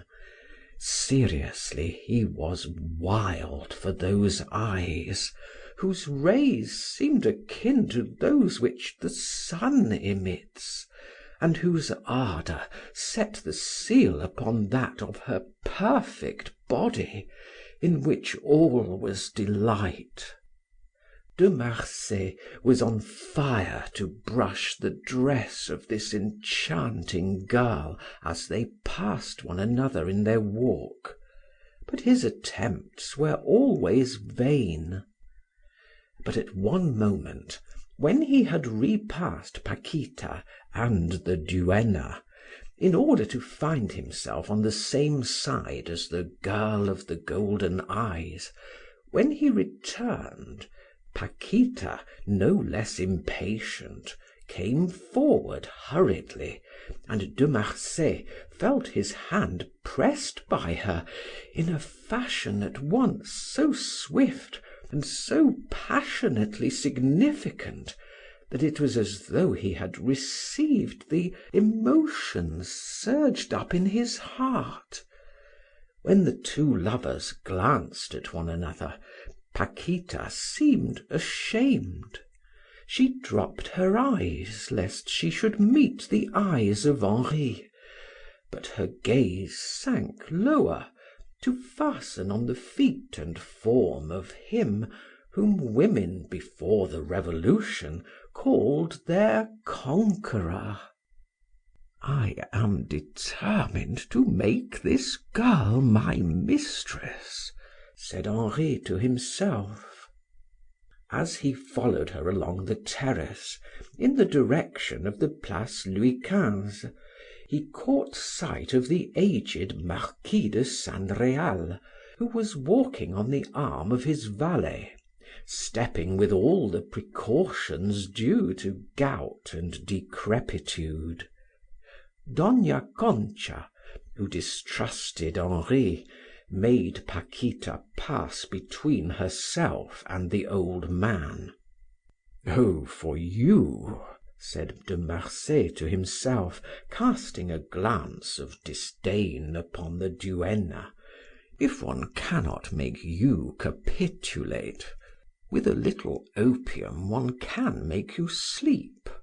We know mythology and the fable of Argus." Before entering the carriage, the golden eyed girl exchanged certain glances with her lover, of which the meaning was unmistakable, and which enchanted Henri. But one of them was surprised by the duenna. She said a few rapid words to Paquita, who threw herself into the coupe with an air of desperation. For some days Paquita did not appear in the Tuileries. Laurent, who by his master's orders was on watch by the hotel, learned from the neighbors that neither the two women nor the aged Marquis had been abroad since the day upon which the duenna had surprised a glance between the young girl in her charge and Henri. The bond, so flimsy withal, which united the two lovers, was already severed. Some days later, none knew by what means, De Marsay had attained his end. He had a seal and wax exactly resembling the seal and wax affixed to the letters sent to Mademoiselle Valdes from London, paper similar to that which her correspondent used. Moreover, all the implements and stamps necessary to affix the French and English postmarks. He wrote the following letter, to which he gave all the appearances of a letter sent from London. My dear Paquita, I shall not try to paint to you in words the passion with which you have inspired me. If to my happiness you reciprocate it, understand that I have found a means of corresponding with you. My name is Adolphe de Gouges, and I live at number 54 Rue de l'Université. If you are too closely watched to be able to write to me, if you have neither pen nor paper, I shall understand it by your silence. If then tomorrow you have not, between 8 o'clock in the morning and 10 o'clock in the evening, thrown a letter over the wall of your garden into that of the Baron de Nucingen, where it will be waited for during the whole of the day, a man who is entirely devoted to me will let down 2 flasks by a string over your wall at 10 o'clock the next morning. Be walking there at that hour. One of the 2 flasks will contain opium to send your Argus to sleep. It will be sufficient to employ 6 drops. The other will contain ink. The flask of ink is of cut glass, the other is plain. Both are of such a size as can easily be concealed within your bosom. All that I have already done in order to be able to correspond with you should tell you how greatly I love you. Should you have any doubt of it, I will confess to you that to obtain an interview of 1 hour with you, I would give my life. At least they believe that, poor creatures, said De Marsay. But they are right. What should we think of a woman who refused to be beguiled by a love letter accompanied by such convincing accessories? This letter was delivered by Master Moineau, postman, on the following day, about 8 o'clock in the morning, to the porter of the Hotel San Real. In order to be nearer to the field of action, De Marsay went and breakfasted with Paul, who lived in the Rue de la Pépinière. At 2 o'clock, just as the 2 friends were laughingly discussing the discomfiture of a young man who had attempted to lead the life of fashion without a settled income, and were devising an end for him, Henri's coachman came to seek his master at Paul's house, and presented to him a mysterious personage who insisted on speaking himself with his master.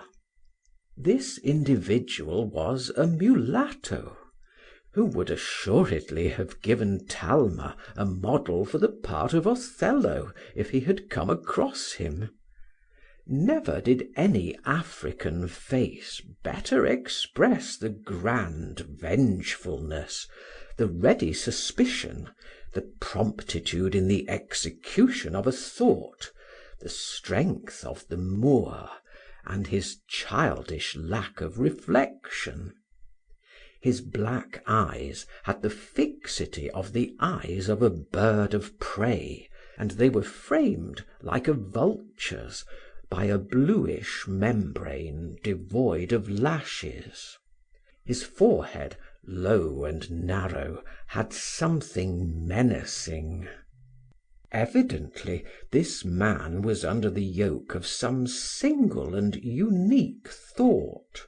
His sinewy arm did not belong to him. He was followed by a man whom the imaginations of all folk, from those who shiver in Greenland to those who sweat in the tropics, would paint in the single phrase, "He was an unfortunate man." From this phrase everybody will conceive him according to the special ideas of each country. But who can best imagine his face, white and wrinkled, red at the extremities, and his long beard? Who will see his lean and yellow scarf, his greasy shirt collar, his battered hat, his green frock coat, his deplorable trousers, his dilapidated waistcoat, his imitation gold pin, and battered shoes, the strings of which were plastered in mud? Who will see all that but the Parisian? The unfortunate man of Paris is the unfortunate man in toto, for he has still enough mirth to know the extent of his misfortune.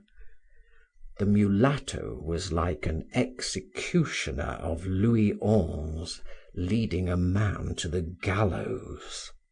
"Who has hunted us out, these two extraordinary creatures?" said Henri. "Faith, there is one of them who makes me shudder," replied Paul. "Who are you, you fellow who look the most like a Christian of the two?" said Henri, looking at the unfortunate man.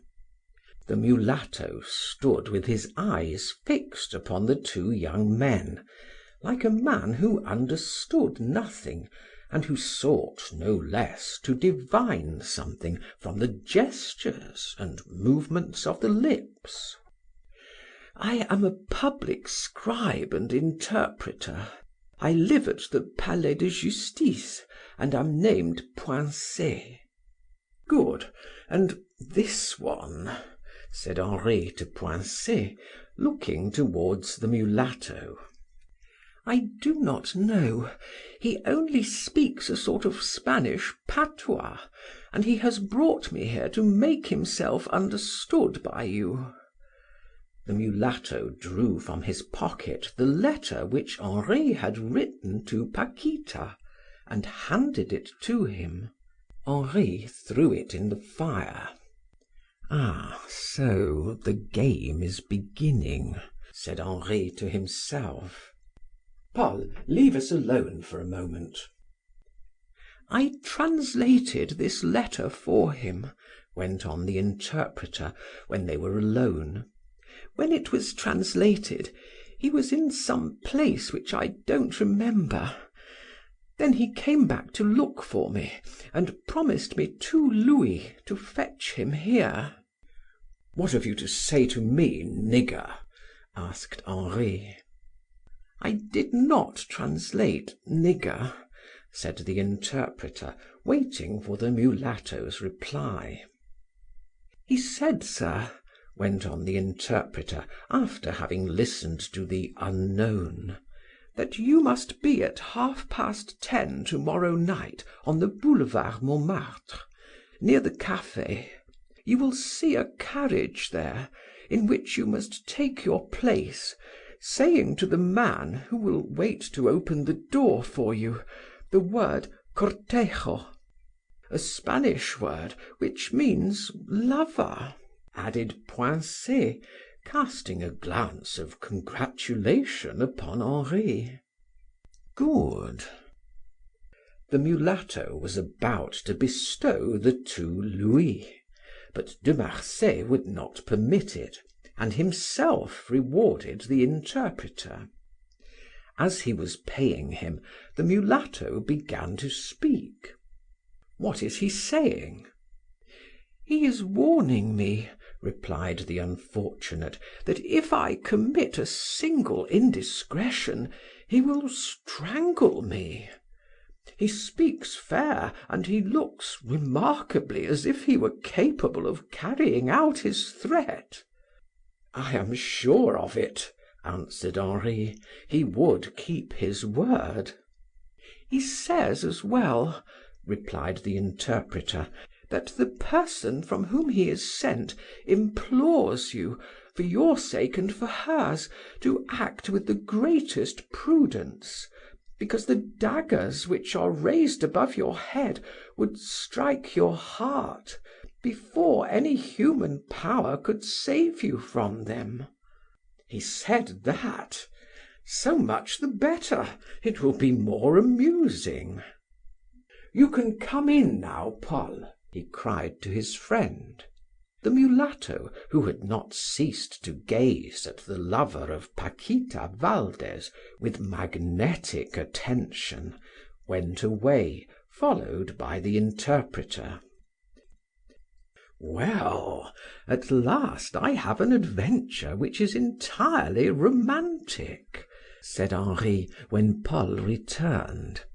"After having shared in a certain number, I have finished by finding in Paris an intrigue accompanied by serious accidents, by grave perils. The deuce! What courage danger gives a woman! To torment a woman, to try and contradict her, doesn't it give her the right and the courage to scale in one moment obstacles which it would take her years to surmount of herself? Pretty creature, jump then! To die, poor child! Daggers! Oh, the imagination of women! They cannot help trying to find authority for their little jests. Besides, can one think of it, Paquita? Can one think of it, my child? The devil take me! Now that I know this beautiful girl, this masterpiece of nature is mine, the adventure has lost its charm." For all his light words, the youth in Henri had reappeared. In order to live until the morrow without too much pain, he had recourse to exorbitant pleasure. He played, dined, supped with his friends. He drank like a fish, ate like a German, and won 10 or 12,000 francs. He left the Rocher de Cancale at 2 o'clock in the morning, slept like a child, awoke the next morning fresh and rosy, and dressed to go to the Tuileries, with the intention of taking a ride, after having seen Paquita, in order to get himself an appetite and dine the better, and so kill the time. End of section 5.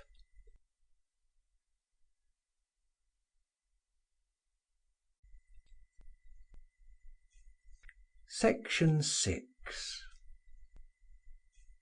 At the hour mentioned, Henri was on the boulevard, saw the carriage, and gave the counterword to a man who looked to him like the mulatto. Hearing the word, the man opened the door and quickly let down the step. Henri was so rapidly carried through Paris, and his thoughts left him so little capacity to pay attention to the streets through which he passed, that he did not know where the carriage stopped. The mulatto let him into a house, the staircase of which was quite close to the entrance.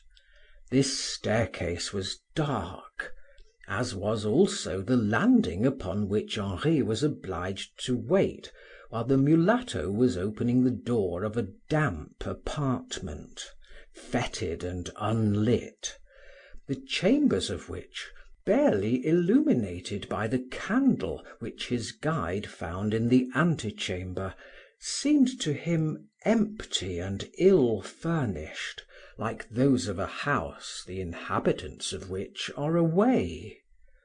He recognized the sensation which he had experienced from the perusal of one of those romances of Anne Radcliffe, in which the hero traverses the cold, sombre, and uninhabited saloons of some sad and desert spot. At last the mulatto opened the door of a salon. The condition of the old furniture and the dilapidated curtains with which the room was adorned gave it the air of the reception room of a house of ill fame. There was the same pretension to elegance and the same collection of things in bad taste, of dust and dirt. Upon a sofa covered with red Utrecht velvet, by the side of a smoking hearth, the fire of which was buried in ashes, sat an old, poorly dressed woman, her head capped by one of those turbans which English women of a certain age have invented, and which would have a mighty success in China, where the artist's ideal is the monstrous.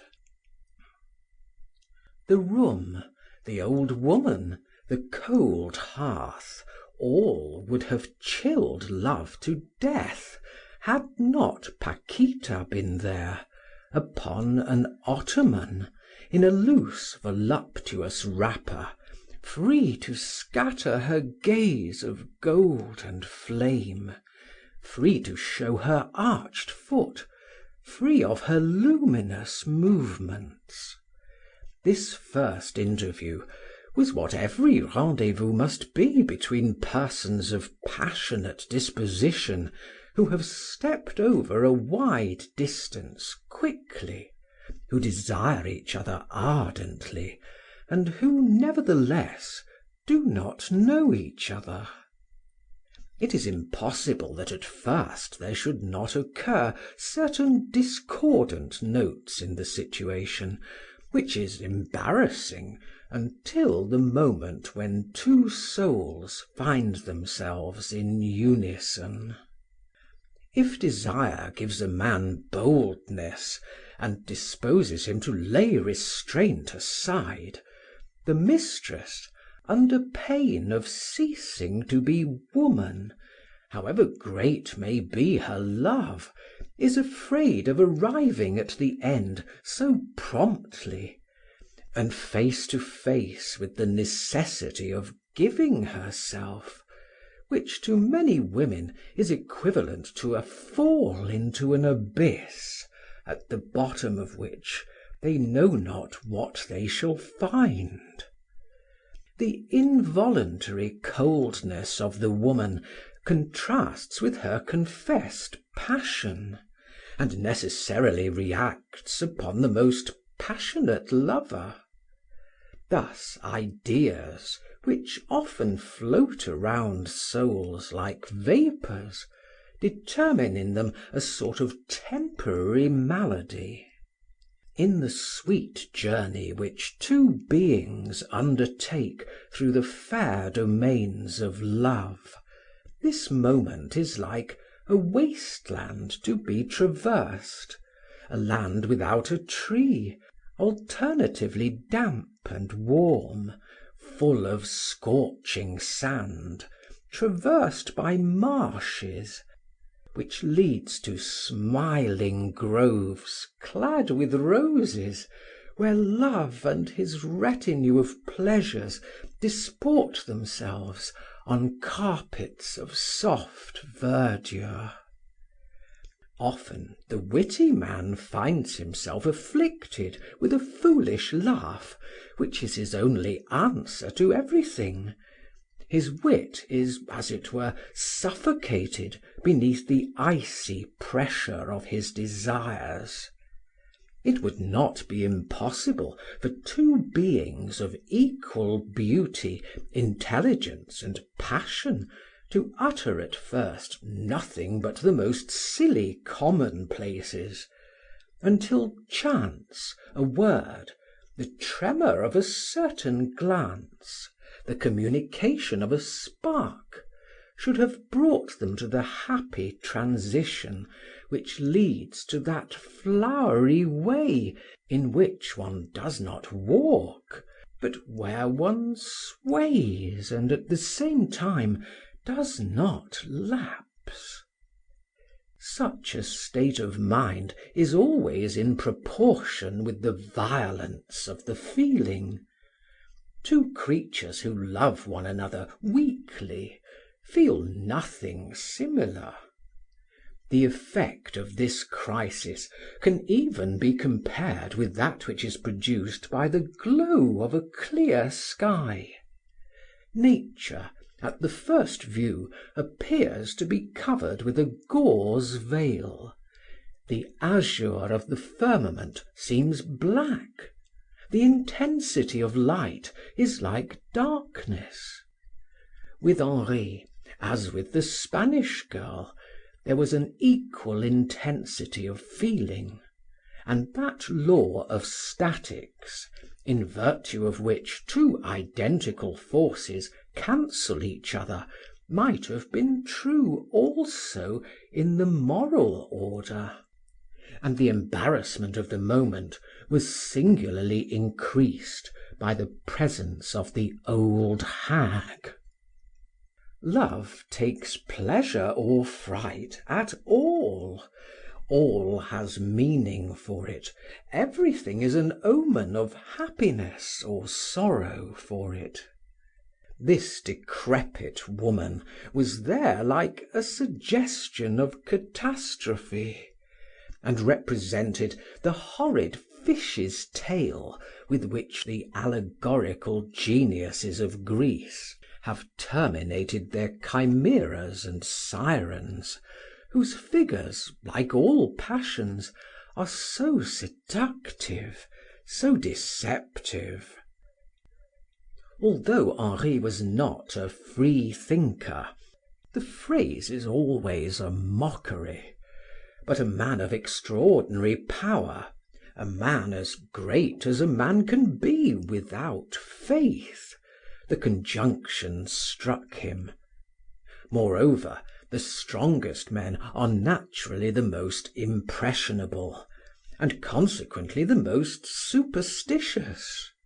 If indeed one may call superstition the prejudice of the first thoughts, which, without doubt, is the appreciation of the result in causes hidden to other eyes, but perceptible to their own. The Spanish girl profited by this moment of stupefaction to let herself fall into the ecstasy of that infinite adoration which seizes the heart of a woman when she truly loves and finds herself in the presence of an idol for whom she has vainly longed. Her eyes were all joy, all happiness, and sparks flew from them. She was under the charm, and fearlessly intoxicated herself with a felicity of which she had dreamed long. She seemed then so marvelously beautiful to Henri that all this phantasmagoria of rags and old age, of worn red drapery, and of the green mats in front of the armchairs, the ill-washed red tiles, all this sick and dilapidated luxury disappeared.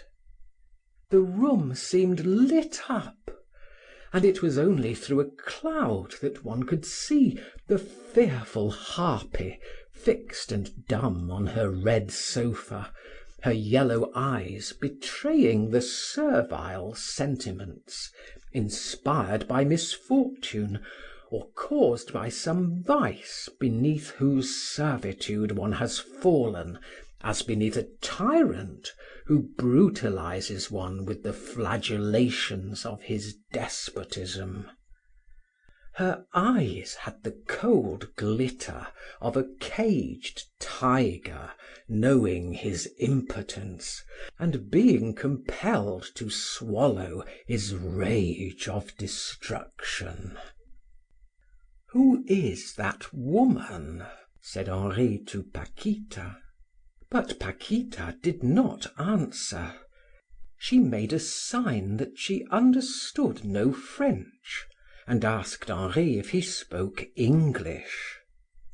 De Marsay repeated his question in English. "She is the only woman in whom I can confide, although she has sold me already," said Paquita tranquilly. "My dear Adolphe, she is my mother, a slave bought in Georgia for her rare beauty, little enough of which remains today. She only speaks her native tongue." The attitude of this woman and her eagerness to guess from the gestures of her daughter and Henri what was passing between them were suddenly explained to the young man, and this explanation put him at his ease. "Paquita," he said, "are we never to be free then?" "Never," she said, with an air of sadness. "Even now we have but a few days before us." She lowered her eyes, looked at and counted with her right hand on the fingers of her left, revealing so the most beautiful hands which Henri had ever seen. 1, 2, 3. She counted up to 12. "Yes," she said, "we have 12 days." "And after?" "After," she said, showing the absorption of a weak woman before the executioner's axe, and slain in advance, as it were, by a fear which stripped her of that magnificent energy which nature seemed to have bestowed upon her only to aggrandize pleasure and convert the most vulgar delights into endless poems. "After," she repeated. Her eyes took a fixed stare. She seemed to contemplate a threatening object far away. "I do not know," she said. "This girl is mad," said Henri to himself, falling into strange reflections. Paquita appeared to him occupied by something which was not himself, like a woman constrained equally by remorse and passion. Perhaps she had in her heart another love which she alternately remembered and forgot. In a moment, Henri was assailed by 1,000 contradictory thoughts. This girl became a mystery for him, but as he contemplated her with the scientific attention of the blasé man famished for new pleasures, like that Eastern king who asked that a pleasure should be created for him, a horrible thirst with which great souls are seized, Henri recognized in Paquita the richest organization that nature had ever deigned to compose for love. The presumptive play of this machinery, setting aside the soul, would have frightened any other man than Henri, but he was fascinated by that rich harvest of promised pleasures by that constant variety in happiness, the dream of every man, and the desire of every loving woman too. He was infuriated by the infinite rendered palpable, and transported into the most excessive raptures of which the creature is capable. All that he saw in this girl more distinctly than he had yet seen it, for she let herself be viewed complacently, happy to be admired. The admiration of De Marsay became a secret fury, and he unveiled her completely, throwing a glance at her which the Spaniard understood as though she had been used to receive such. "If you are not to be mine, mine only, I will kill you," he cried. Hearing this speech, Paquita covered her face in her hands and cried naively: "Holy Virgin, what have I brought upon myself?" She rose, flung herself down upon the red sofa, and buried her head in the rags which covered the bosom of her mother, and wept there. The old woman received her daughter without issuing from the state of immobility, or displaying any emotion. The mother possessed in the highest degree that gravity of savage races, the impassiveness of a statue upon which all remarks are lost. Did she or did she not love her daughter? Beneath that mask, every human emotion might brood, good and evil, and from this creature all might be expected. Her gaze passed slowly from her daughter's beautiful hair, which covered her like a mantle, to the face of Henri, which she considered with an indescribable curiosity. She seemed to ask by what fatality he was there, from what caprice nature had made so seductive a man. "These women are making sport of me," said Henri to himself. At that moment Paquita raised her head, cast at him one of those looks which reach the very soul and consume it. So beautiful seemed she that he swore he would possess such a treasure of beauty. "My Paquita, be mine." "Wouldst thou kill me?" she said fearfully, palpitating and anxious, but drawn towards him by an inexplicable force. "Kill thee? I?" he said, smiling. Paquita uttered a cry of alarm, said a word to the old woman, who authoritatively seized Henri's hand and that of her daughter. She gazed at them for a long time, and then released them, wagging her head in a fashion horribly significant. "Be mine this evening, this moment. Follow me, do not leave me. It must be, Paquita. Dost thou love me? Come." In a moment he had poured out 1,000 foolish words to her, with the rapidity of a torrent coursing between the rocks, and repeating the same sound in 1,000 different forms. "It is the same voice," said Paquita in a melancholy voice which De Marsay could not overhear, "and the same ardor," she added. "So be it. Yes." she said, with an abandonment of passion which no words can describe. Yes, but not tonight. Tonight, Adolphe, I gave too little opium to La Concha. She might wake up, and I should be lost. At this moment, the whole household believes me to be asleep in my room.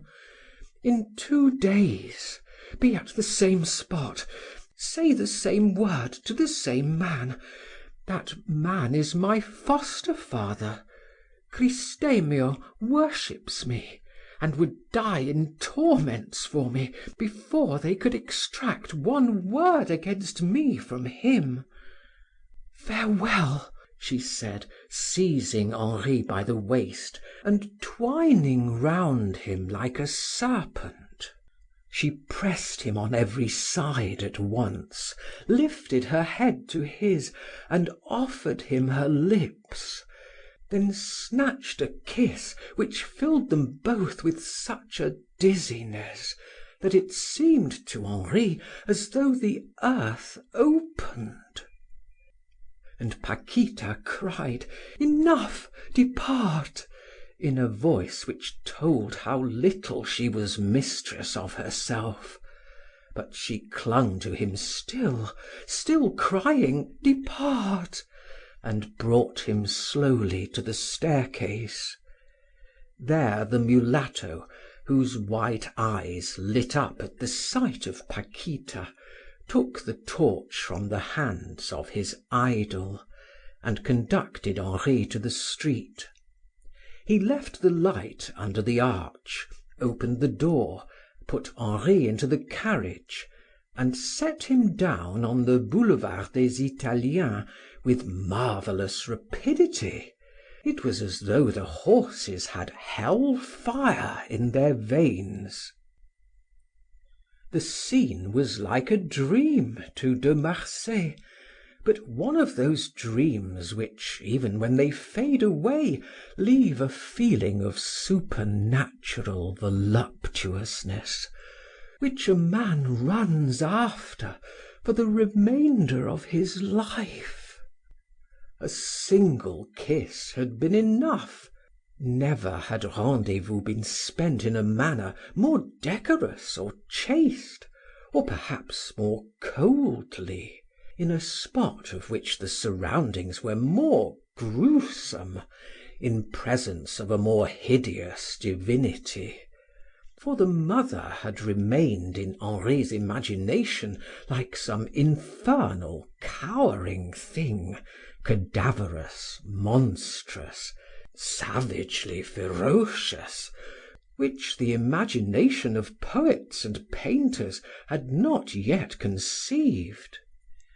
In effect, no rendezvous had ever irritated his senses more, revealed more audacious pleasures, or better aroused love from its center to shed itself around him like an atmosphere.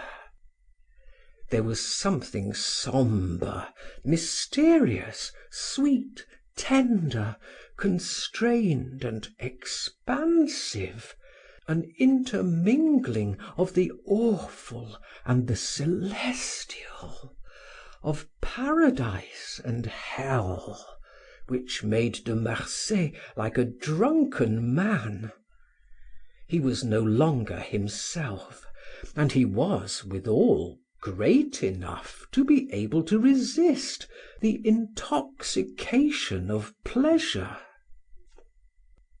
In order to render his conduct intelligible in the catastrophe of this story, it is needful to explain how his soul had broadened at an age when young men generally belittle themselves in their relations with women, or in too much occupation with them. Its growth was due to a concurrence of secret circumstances which invested him with a vast and unsuspected power. This young man held in his hand a scepter more powerful than that of modern kings, almost all of whom are curbed in their least wishes by the laws. De Marsay exercised the autocratic power of an oriental despot. But this power, so stupidly put into execution in Asia by brutish men, was increased tenfold by its conjunction with European intelligence, with French wit, the most subtle, the keenest of all intellectual instruments. Henri could do what he would in the interests of his pleasures and vanities. This invisible action upon the social world had invested him with a real but secret majesty, without emphasis and deriving from himself. He had not the opinion which Louis XIV could have of himself, but that which the proudest of the caliphs, the pharaohs, the Xerxes, who held themselves to be of divine origin, had of themselves when they imitated God, and veiled themselves from their subjects under the pretext that their looks dealt forth death. Thus, without any remorse at being at once the judge and the accuser, De Marsay coldly condemned to death the man or the woman who had seriously offended him. Although often pronounced almost lightly, the verdict was irrevocable. An error was a misfortune similar to that which a thunderbolt causes when it falls upon a smiling Parisienne in some hackney coach, instead of crushing the old coachman who is driving her to a rendezvous. Thus, the bitter and profound sarcasm which distinguished the young man's conversation usually tended to frighten people. No one was anxious to put him out. Women are prodigiously fond of those persons who call themselves pashas, and who are, as it were, accompanied by lions and executioners, and who walk in a panoply of terror. The result, in the case of such men, is a security of action, a certitude of power, a pride of gaze, a leonine consciousness which makes women realize the type of strength of which they all dream. Such was De Marsay. Happy for the moment with his future, he grew young and pliable, and thought of nothing but love as he went to bed. He dreamed of the girl with the golden eyes, as the young and passionate can dream. His dreams were monstrous images, unattainable extravagances, full of light, revealing invisible worlds, yet in a manner always incomplete, for an intervening veil changes the conditions of vision. End of section 6.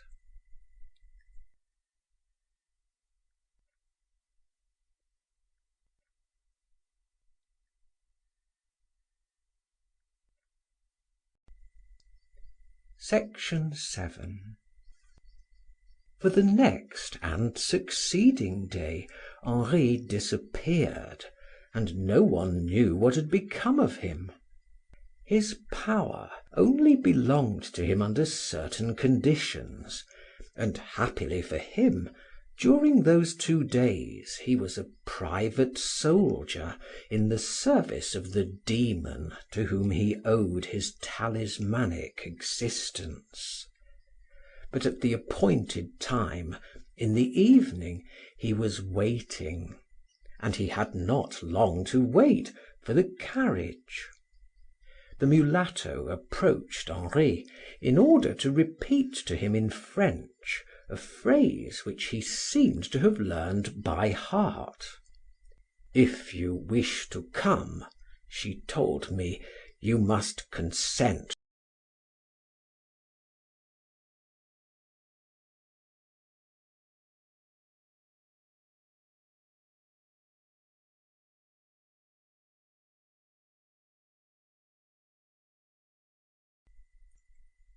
Section 8. If it be impossible to paint the unheard of delights which these two creatures, made by heaven in a joyous moment, found, it is perhaps necessary to translate metaphysically the extraordinary and almost fantastic impressions of the young man. That which persons in the social position of De Marsay, living as he lived, are best able to recognize, is a girl's innocence. But strange phenomenon!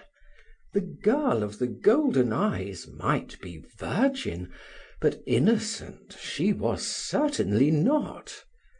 The fantastic union of the mysterious and the real, of darkness and light, horror and beauty, pleasure and danger, paradise and hell, which had already been met with in this adventure, was resumed in the capricious and sublime being with which De Marsay dallied.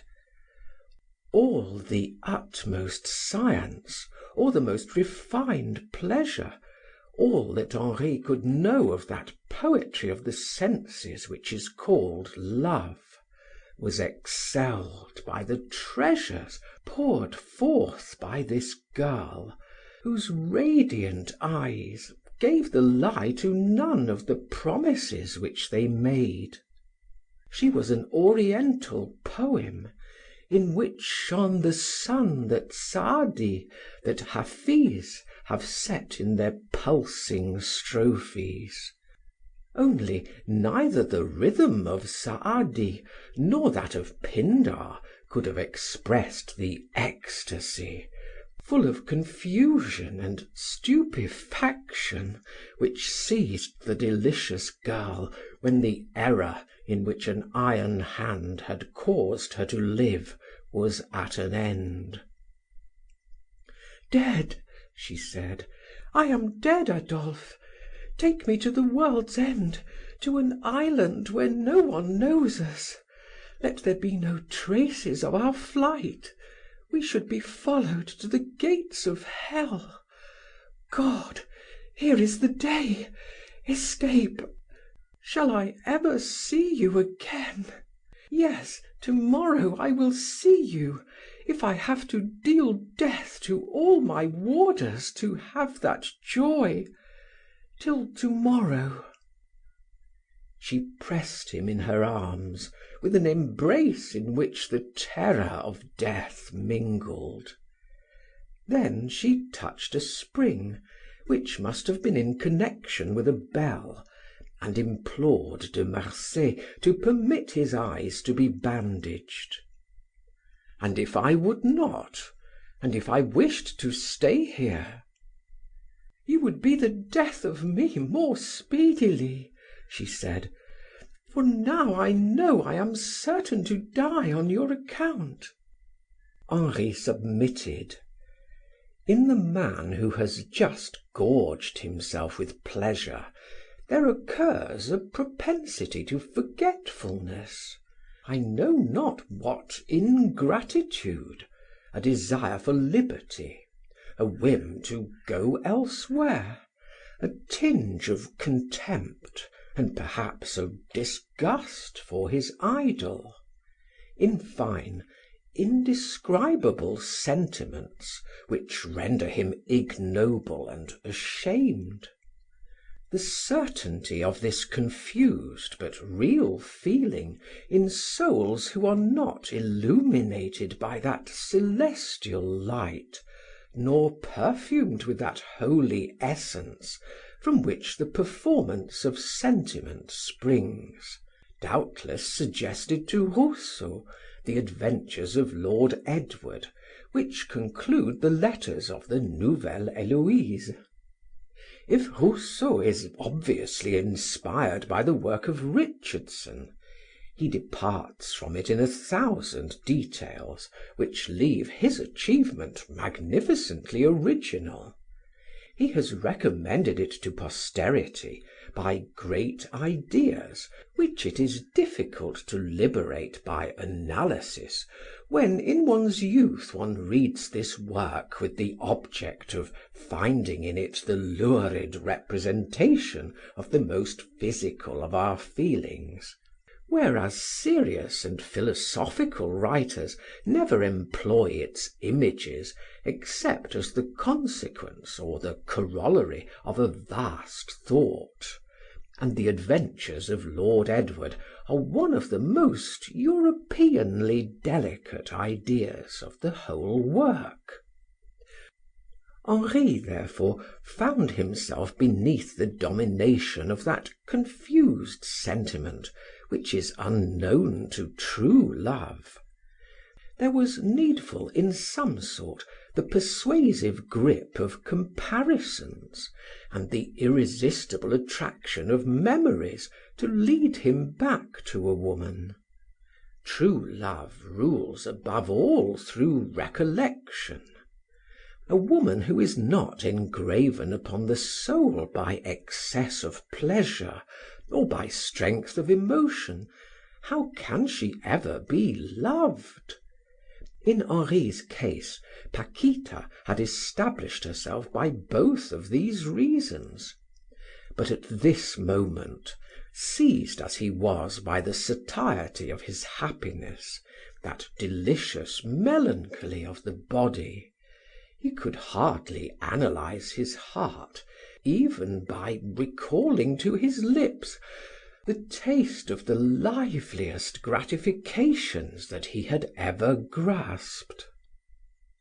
He found himself on the Boulevard Montmartre at the break of day, gazed stupidly at the retreating carriage, produced 2 cigars from his pocket, lit one from the lantern of a good woman who sold brandy and coffee to workmen and street Arabs and chestnut vendors, to all the Parisian populace which begins its work before daybreak. Then he went off, smoking his cigar, and putting his hands in his trousers pockets with a devil-may-care air which did him small honor. What a good thing a cigar is! That's one thing a man will never tire of, he said to himself. Of the girl with the golden eyes, over whom at that time all the elegant youth of Paris was mad, he hardly thought. The idea of death, expressed in the midst of their pleasure, and the fear of which had more than once darkened the brow of that beautiful creature, who held to the houris of Asia by her mother, to Europe by her education, to the tropics by her birth, seemed to him merely one of those deceptions by which women seek to make themselves interesting. She is from Havana, the most Spanish region to be found in the New World, so she preferred to feign terror rather than cast in my teeth indisposition or difficulty, coquetry or duty, like a Parisian woman. By her golden eyes, how glad I shall be to sleep! He saw a hackney coach standing at the corner of Frascati's, waiting for some gambler. He awoke the driver, was driven home, went to bed, and slept the sleep of the dissipated, which for some queer reason, of which no rhymer has yet taken advantage, is as profound as that of innocence. Perhaps it is an instance of the proverbial axiom, extremes meet. About noon, De Marsay awoke and stretched himself. He felt the grip of that sort of voracious hunger which old soldiers can remember having experienced on the morrow of victory. He was delighted, therefore, to see Paul de Manerville standing in front of him, for at such a time nothing is more agreeable than to eat in company. "Well," his friend remarked, "we all imagined you had been shut up for the last 10 days with the girl of the golden eyes." "The girl of the golden eyes? I have forgotten her. Faith, I have other fish to fry." "Ah, you are playing at discretion." "Why not?" asked De Marsay with a laugh. "My dear fellow, discretion is the best form of calculation. Listen. However, no, I will not say a word. You never teach me anything. I am not disposed to make you a gratuitous present of the treasures of my policy. Life is a river which is of use for the promotion of commerce. In the name of all that is most sacred in life, of cigars, I am no professor of social economy for the instruction of fools. Let us breakfast. It costs less to give you a tunny omelette than to lavish the resources of my brain on you. Do you bargain with your friends?" "My dear fellow," said Henri, who rarely denied himself a sarcasm, "since all the same you may some day need, like anybody else, to use discretion, and since I have much love for you yes, I like you. Upon my word, if you only wanted 1,000-franc note to keep you from blowing your brains out, you would find it here, for we haven't yet done any business of that sort, eh, Paul? If you had to fight to morrow, I would measure the ground and load the pistols so that you might be killed according to rule. In short, if anybody besides myself took it into his head to say ill of you in your absence, he would have to deal with the somewhat nasty gentleman who walks in my shoes. There's what I call a friendship beyond question. Well, my good fellow, if you should ever have need of discretion, understand that there are 2 sorts of discretion, the active and the negative. Negative discretion is that of fools who make use of silence, negation, an air of refusal, the discretion of locked doors, mere impotence. Active discretion proceeds by affirmation.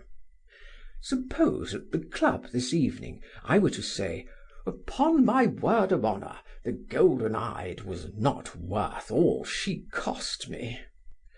Everybody would exclaim when I was gone, "Did you hear that fop de Marsay, who tried to make us believe that he has already had the girl of the golden eyes? It's his way of trying to disembarrass himself of his rivals. He's no simpleton." But such a ruse is vulgar and dangerous. However gross a folly one utters, there are always idiots to be found who will believe it. The best form of discretion is that of women when they want to take the change out of their husbands. It consists in compromising a woman with whom we are not concerned, or whom we do not love, in order to save the honor of the one whom we love well enough to respect. It is what is called the woman's screen. Ah, here is Laurent. What have you got for us? Some Ostend oysters, Monsieur le Comte. You will know some day, Paul, how amusing it is to make a fool of the world by depriving it of the secret of one's affections. I derive an immense pleasure in escaping from the stupid jurisdiction of the crowd, which knows neither what it wants nor what one wants of it, which takes the means for the end, and by turns curses and adores, elevates and destroys. What a delight to impose emotions on it and receive none from it, to tame it, never to obey it. If one may ever be proud of anything, is it not a self-acquired power, of which one is at once the cause and effect, the principle and the result? Well, no man knows what I love, nor what I wish. Perhaps what I have loved, or what I may have wished, will be known, as a drama which is accomplished is known. But to let my game be seen, weakness, mistake. I know nothing more despicable than strength outwitted by cunning. Can I initiate myself with a laugh into the ambassador's part, if indeed diplomacy is as difficult as life? I doubt it. Have you any ambition? Would you like to become something? But Henri, you are laughing at me, as though I were not sufficiently mediocre to arrive at anything. Good, Paul. If you go on laughing at yourself, you will soon be able to laugh at everybody else. End of section 8.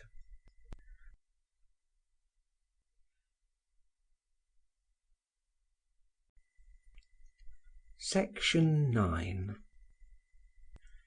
At breakfast, by the time he had started his cigars, de Marsay began to see the events of the night in a singular light. Like many men of great intelligence, his perspicuity was not spontaneous, as it did not at once penetrate to the heart of things. As with all natures endowed with the faculty of living greatly in the present, of extracting, so to speak, the essence of it and assimilating it, his second sight had need of a sort of slumber before it could identify itself with causes. Cardinal de Richelieu was so constituted, and it did not debar in him the gift of foresight necessary to the conception of great designs.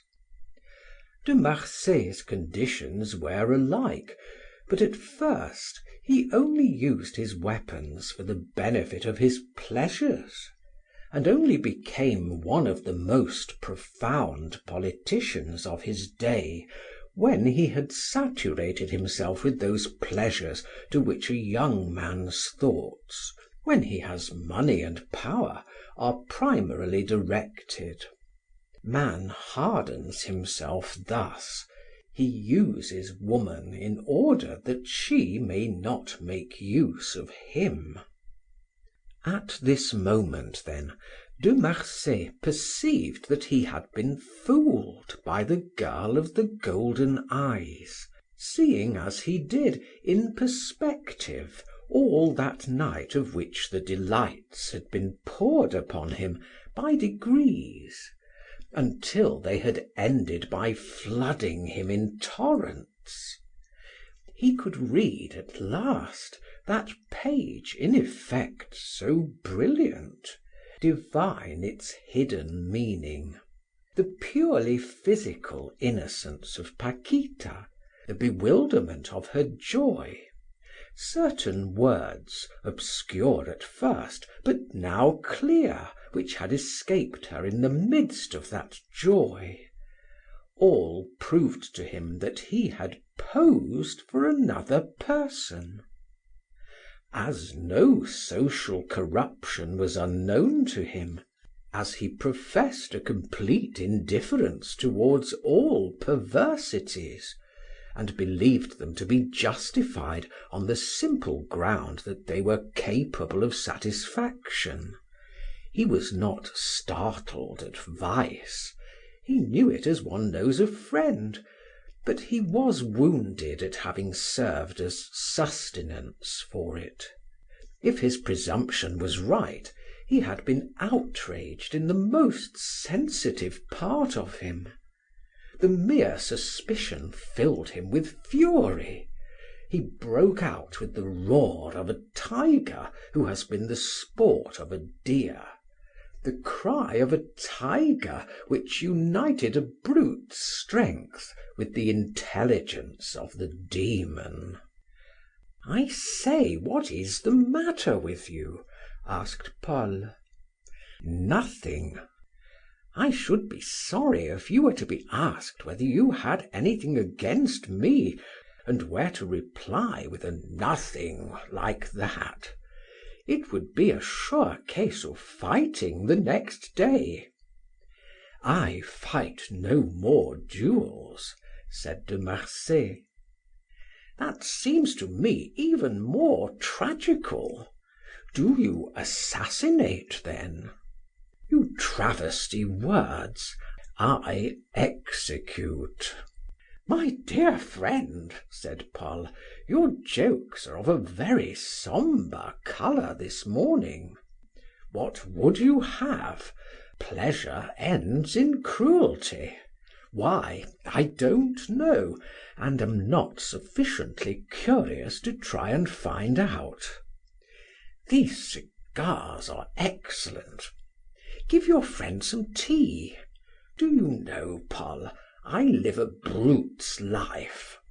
It should be time to choose oneself a destiny, to employ one's powers on something which makes life worth living. Life is a singular comedy.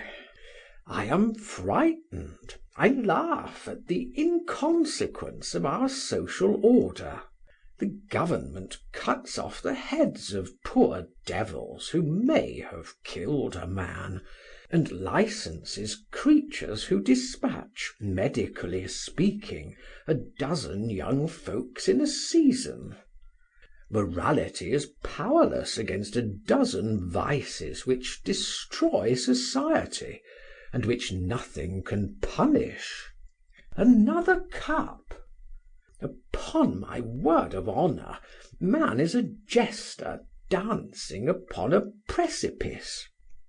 They talk to us about the immorality of the Liaisons Dangereuses, and any other book you like with a vulgar reputation.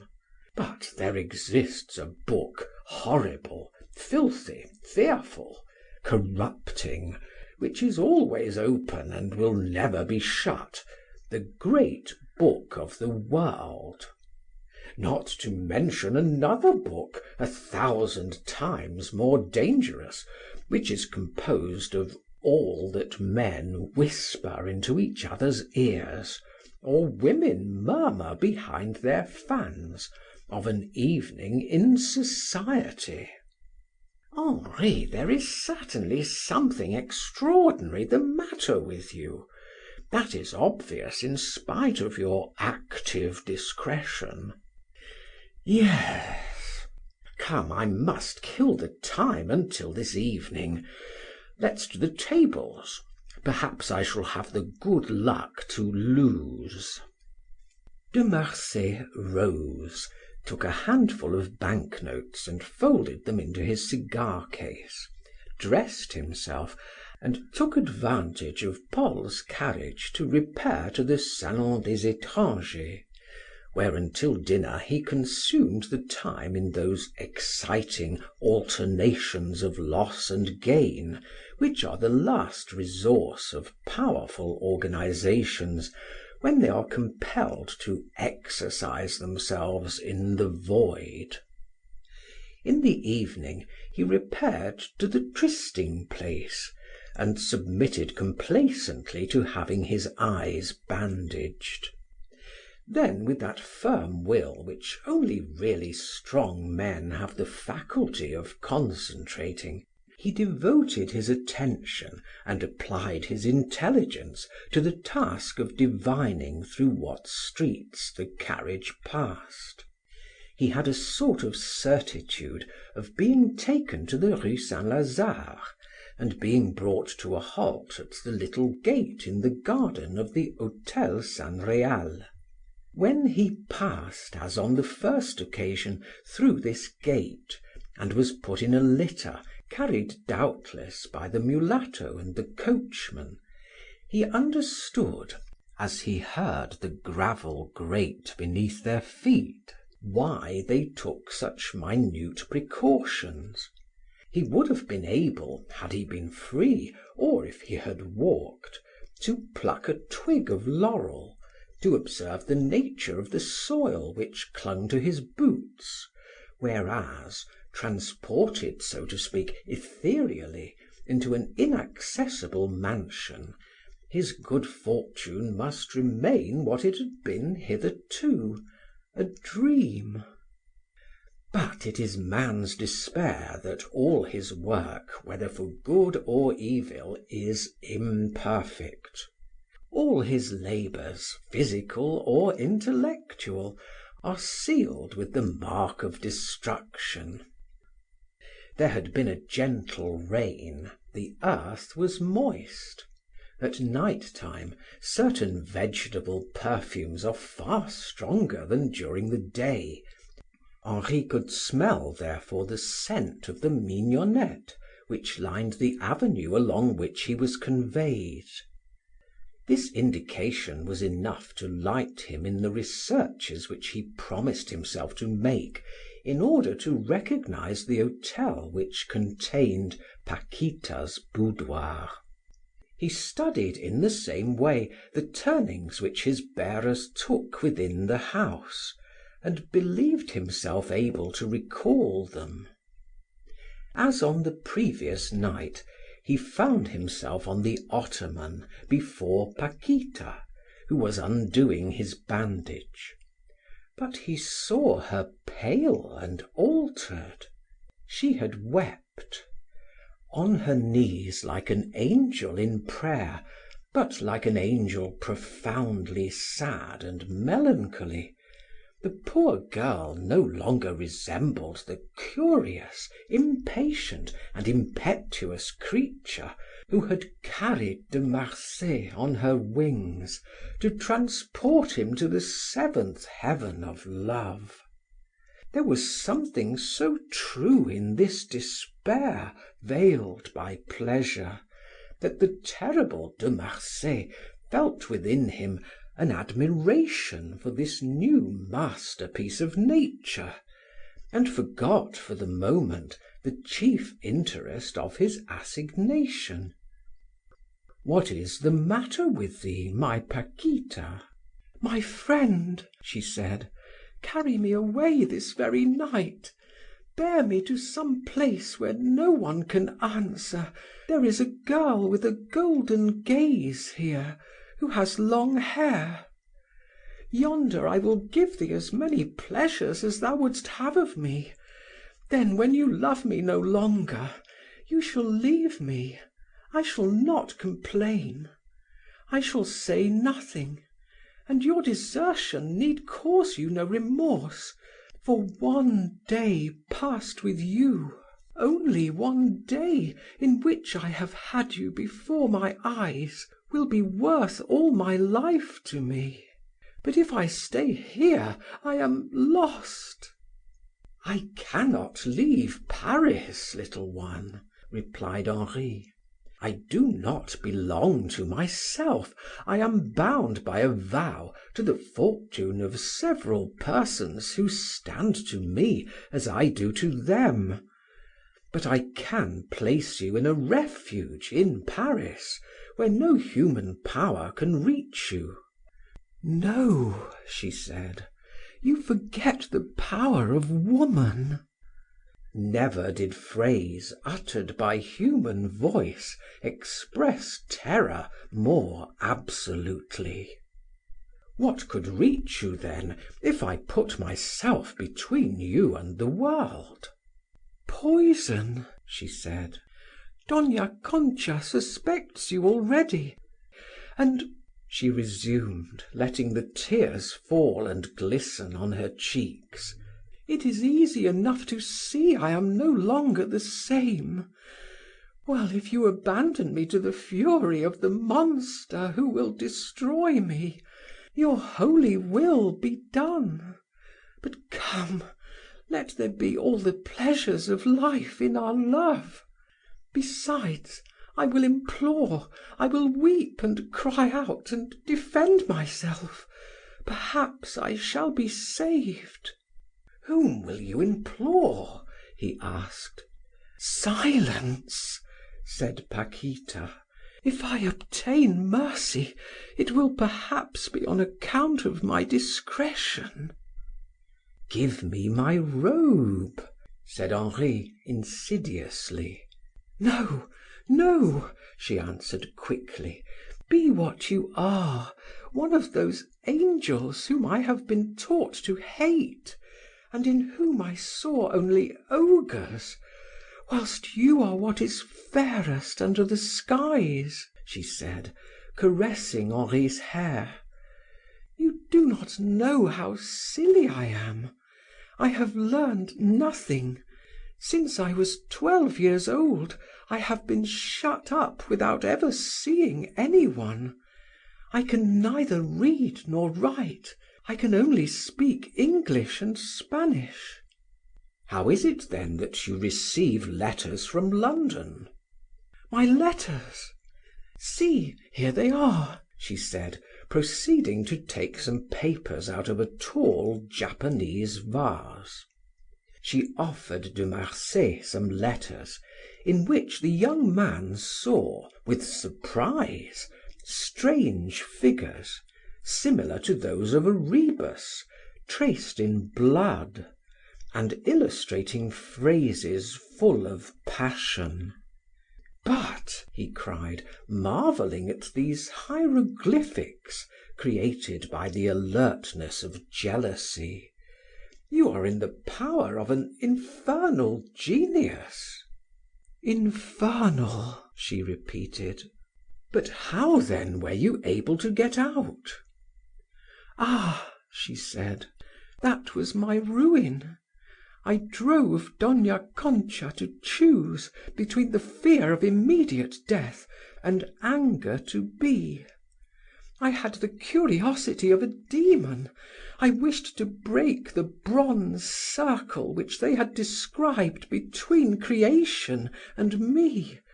I wished to see what young people were like, for I knew nothing of man except the Marquis and Cristemio. Our coachman and the lackey who accompanies us are old men." "But you were not always thus shut up. Your health?" "Ah," she answered, "we used to walk, but it was at night and in the country, by the side of the Seine, away from people." "Are you not proud of being loved like that?" "No," she said, "no longer. However full it be, this hidden life is but darkness in comparison with the light." "What do you call the light?" "Thee, my lovely Adolphe, thee for whom I would give my life. All the passionate things that have been told me and that I have inspired, I feel for thee. For a certain time I understood nothing of existence, but now I know what love is, and hitherto I have been the loved one only. For myself, I did not love. I would give up everything for you. Take me away. If you like, take me as a toy, but let me be near you until you break me." "You will have no regrets?" "Not one," she said, letting him read her eyes, whose golden tint was pure and clear. "Am I the favored one?" said Henri to himself. If he suspected the truth, he was ready at that time to pardon the offense in view of a love so single-minded. "I shall soon see," he thought. If Paquita owed him no account of the past, yet the least recollection of it became in his eyes a crime.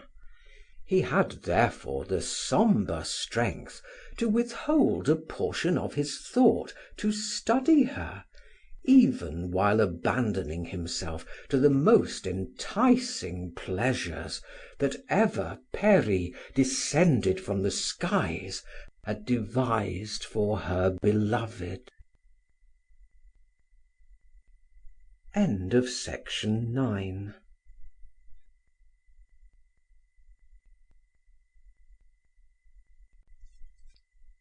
Section 10. Paquita seemed to have been created for love by a particular effort of nature. In a night, her feminine genius had made the most rapid progress. Whatever might be the power of this young man, and his indifference in the matter of pleasures, in spite of his satiety of the previous night, he found in the girl with the golden eyes that seraglio which a loving woman knows how to create, and which a man never refuses. Paquita responded to that passion which is felt by all really great men for the infinite, that mysterious passion so dramatically expressed in Faust, so poetically translated in Manfred, and which urged Don Juan to search the heart of women in his hope to find there that limitless thought in pursuit of which so many hunters after spectres have started, which wise men think to discover in science, and which mystics find in God alone. The hope of possessing at last the ideal being with whom the struggle could be constant and tireless ravished De Marsay, who for the first time for long opened his heart. His nerves expanded, his coldness was dissipated in the atmosphere of that ardent soul, his hard and fast theories melted away, and happiness colored his existence to the tint of the rose and white boudoir. Experiencing the sting of a higher pleasure, he was carried beyond the limits within which he had hitherto confined passion. He would not be surpassed by this girl whom a somewhat artificial love had formed already for the needs of his soul. And then he found in that vanity which urges a man to be in all things a victor, strength enough to tame the girl.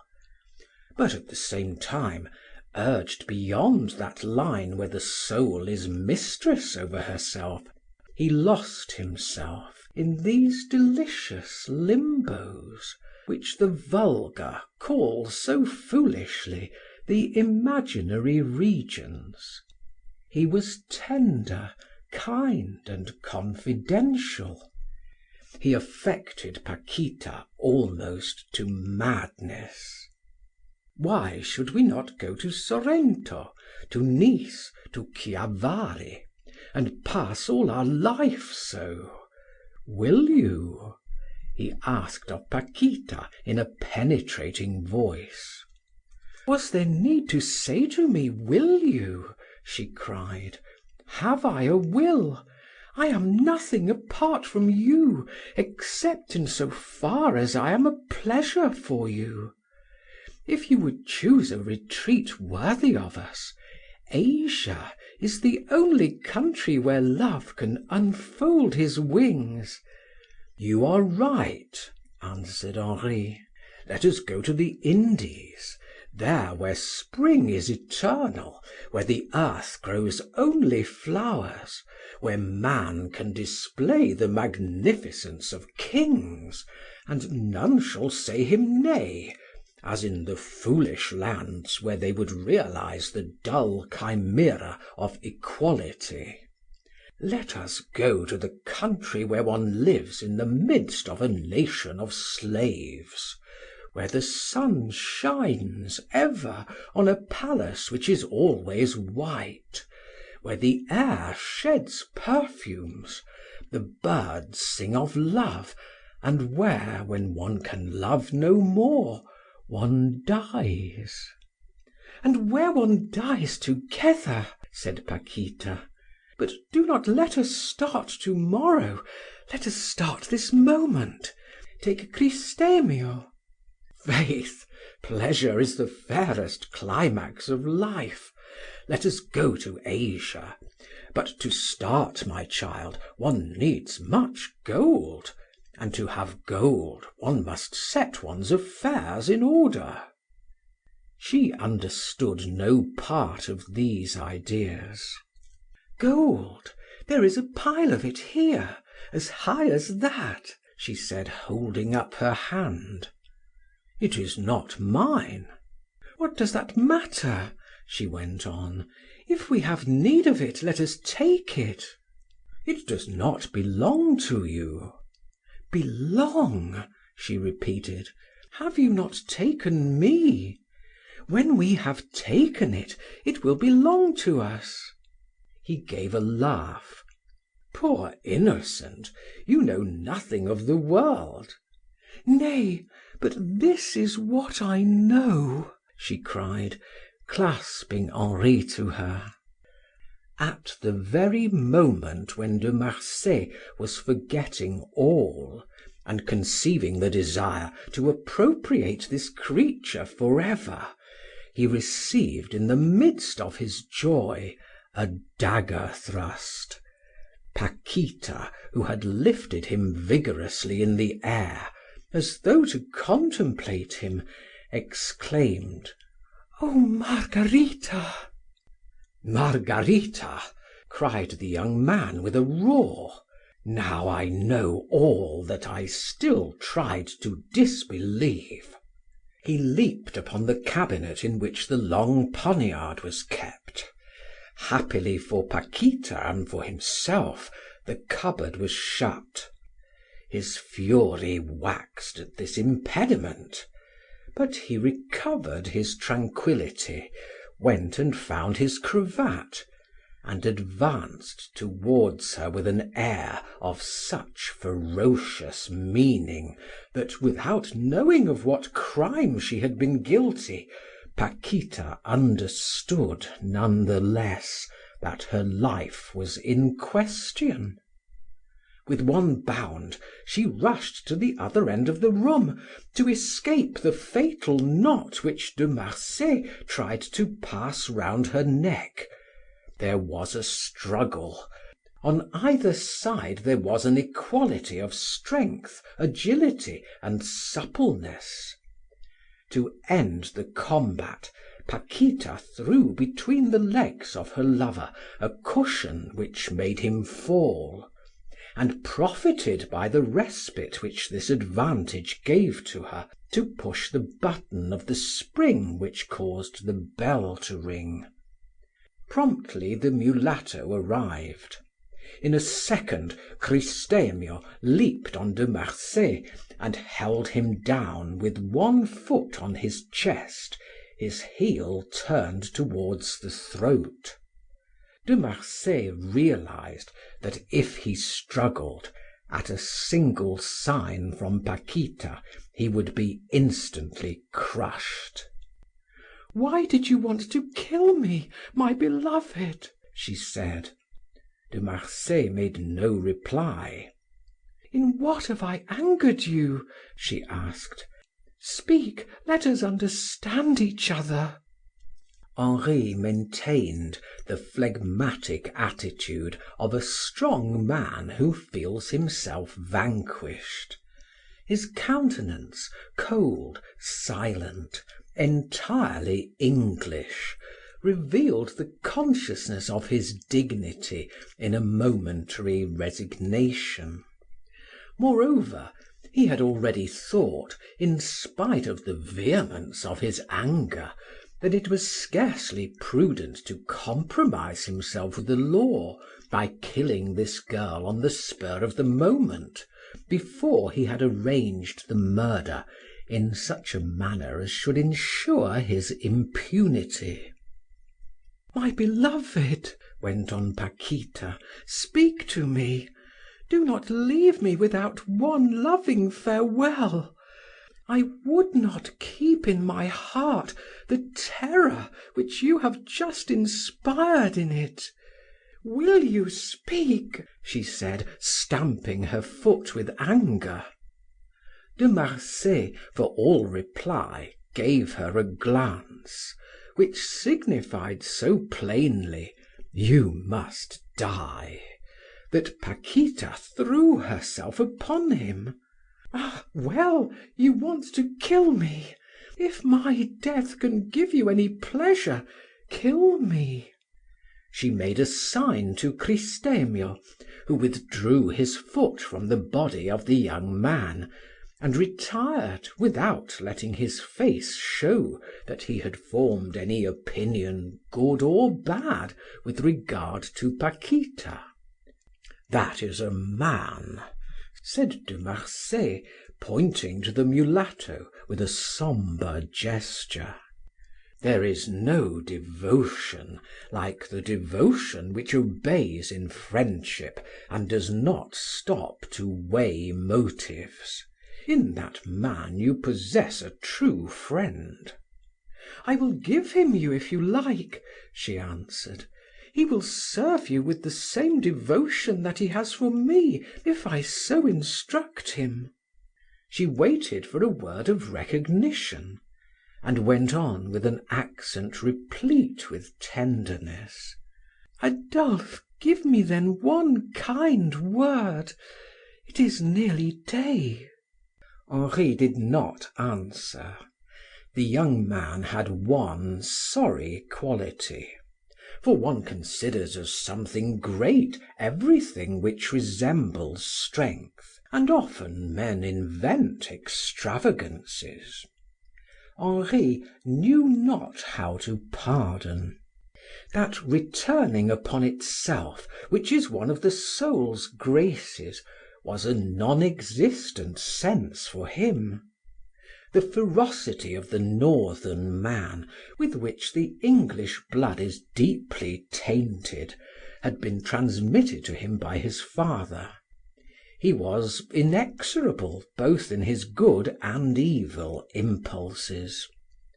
Paquita's exclamation had been all the more horrible to him in that it had dethroned him from the sweetest triumph which had ever flattered his man's vanity. Hope, love, and every emotion had been exalted with him, all had lit up within his heart and his intelligence. Then these torches illuminating his life had been extinguished by a cold wind. Paquita, in her stupefaction of grief, had only strength enough to give the signal for departure. "What is the use of that?" she said, throwing away the bandage. If he does not love me, if he hates me, it is all over." She waited for one look, did not obtain it, and fell half dead. The mulatto cast a glance at Henri, so horribly significant that for the first time in his life the young man, to whom no one denied the gift of rare courage, trembled. "If you do not love her well, if you give her the least pain, I will kill you." Such was the sense of that brief gaze. De Marsay was escorted with a care almost obsequious along the dimly lit corridor, at the end of which he issued by a secret door into the garden of the Hotel San Real. The mulatto made him walk cautiously through an avenue of lime trees, which led to a little gate opening upon a street which was at that hour deserted. De Marsay took a keen notice of everything. The carriage awaited him. This time the mulatto did not accompany him, and at the moment when Henri put his head out of the window to look once more at the gardens of the hotel, he encountered the white eyes of Cristemio, with whom he exchanged a glance. On either side there was a provocation, a challenge, the declaration of a savage war, of a duel in which ordinary laws were invalid, where treason and treachery were admitted means. Cristemio knew that Henri had sworn Paquita's death. Henri knew that Cristemio would like to kill him before he killed Paquita. Both understood each other to perfection. "The adventure is growing complicated in a most interesting way," said Henri. "Where is the gentleman going to?" asked the coachman. End of section 10.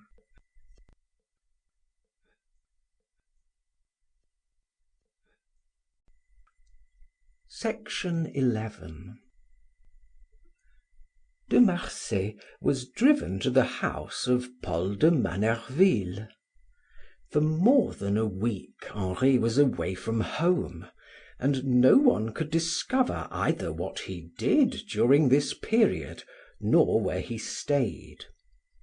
This retreat saved him from the fury of the mulatto, and caused the ruin of the charming creature who had placed all her hope in him, whom she loved as never human heart had loved on this earth before.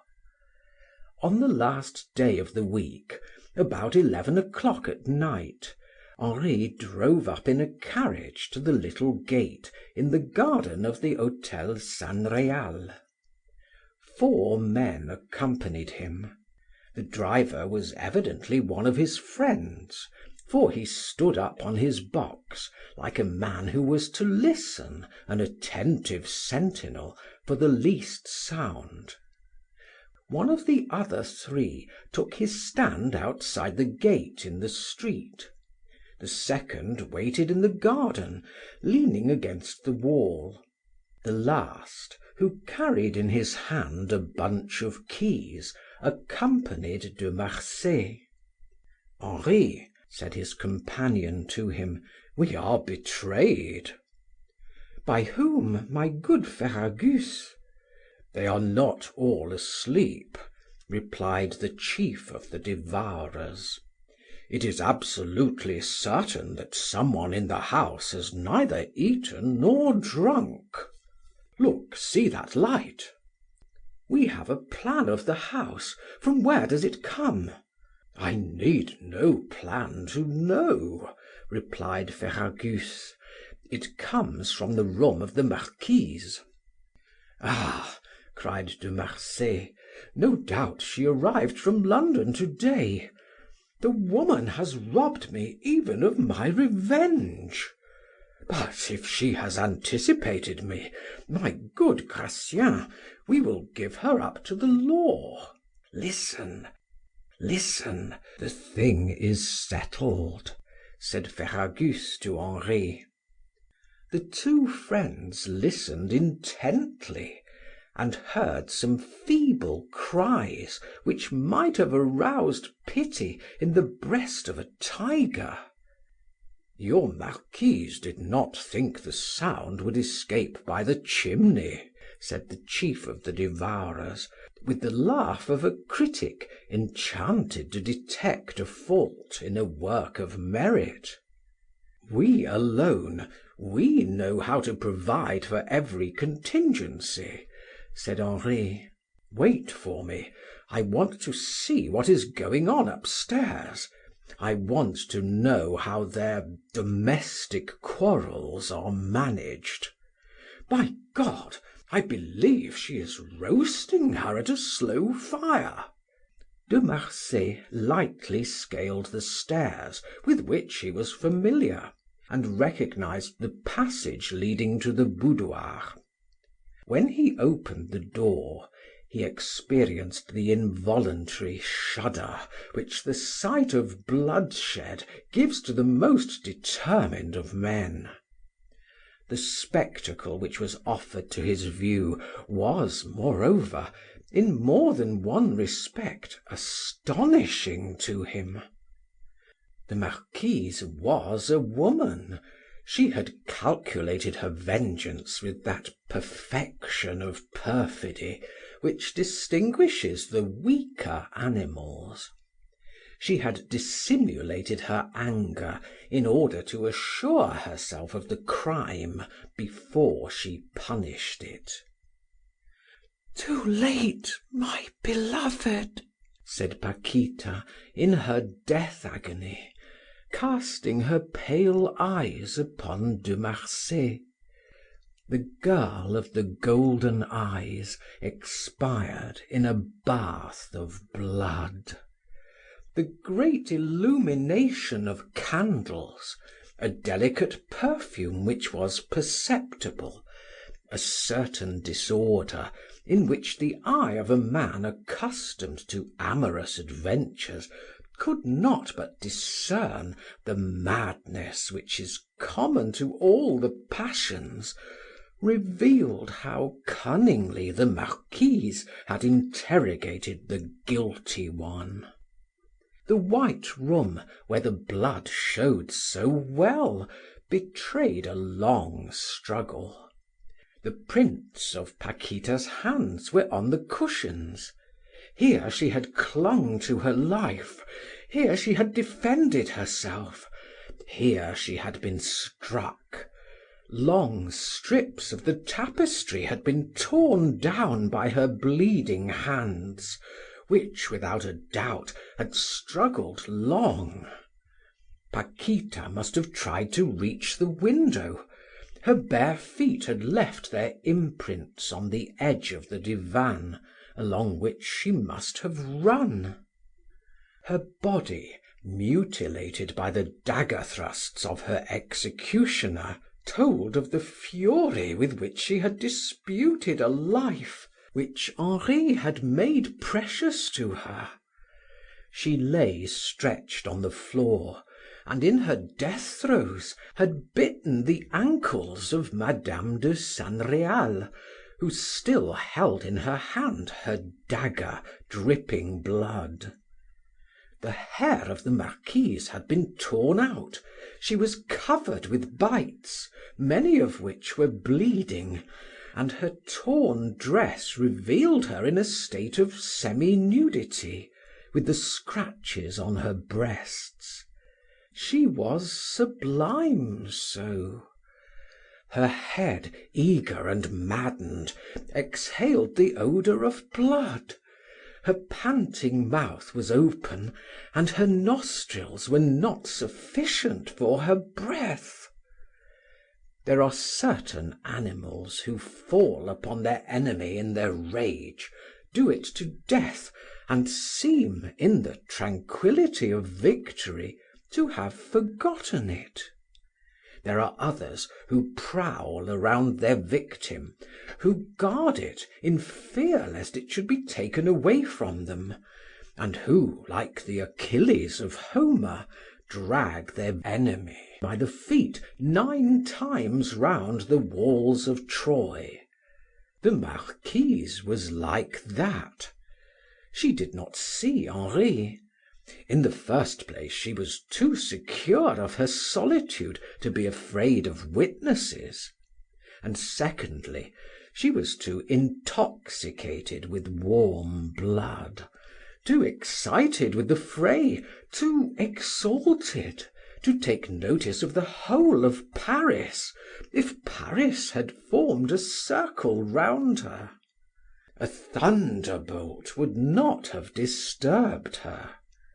She had not even heard Paquita's last sigh, and believed that the dead girl could still hear her. "Die without confessing," she said. "Go down to hell, monster of ingratitude! Belong to no one but the fiend. For the blood you gave him, you owe me all your own. Die, die, suffer 1,000 deaths. I have been too kind. I was only a moment killing you. I should have made you experience all the tortures that you have bequeathed to me. I shall live. I shall live in misery. I have no one left to love but God." She gazed at her. "She is dead," she said to herself, after a pause, in a violent reaction. "Dead! Oh, I shall die of grief." The Marquise was throwing herself upon the divan, stricken with a despair which deprived her of speech, when this movement brought her in view of Henri de Marsay. "Who are you?" she asked, rushing at him with her dagger raised. Henri caught her arm, and thus they could contemplate each other face to face. A horrible surprise froze the blood in their veins, and their limbs quivered like those of frightened horses. In effect, the two Menachmi had not been more alike. With one accord they uttered the same phrase. "Lord Dudley must have been your father." The head of each was drooped in affirmation. "She was true to the blood," said Henri, pointing to Paquita.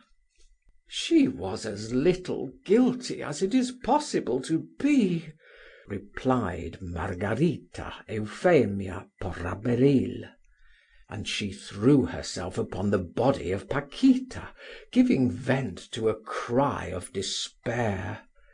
"Poor child! Oh, if I could bring thee to life again! I was wrong. Forgive me, Paquita. Dead, and I live. I am the most unhappy." At that moment, the horrible face of the mother of Paquita appeared. "You are come to tell me that you never sold her to me to kill," cried the Marquise. "I know why you have left your lair. I will pay you twice over. Hold your peace." She took a bag of gold from the ebony cabinet and threw it contemptuously at the old woman's feet. The chink of the gold was potent enough to excite a smile on the Georgian's impassive face. "I come at the right moment for you, my sister," said Henri. "The law will ask of you—" "Nothing," replied the Marquise. One person alone might ask for a reckoning for the death of this girl. Cristemio is dead." "And the mother?" said Henri, pointing to the old woman. "Will you not always be in her power?" "She comes from a country where women are not beings, but things, chattels, with which one does as one wills, which one buys, sells, and slays. In short, which one uses for one's caprices, as you here use a piece of furniture.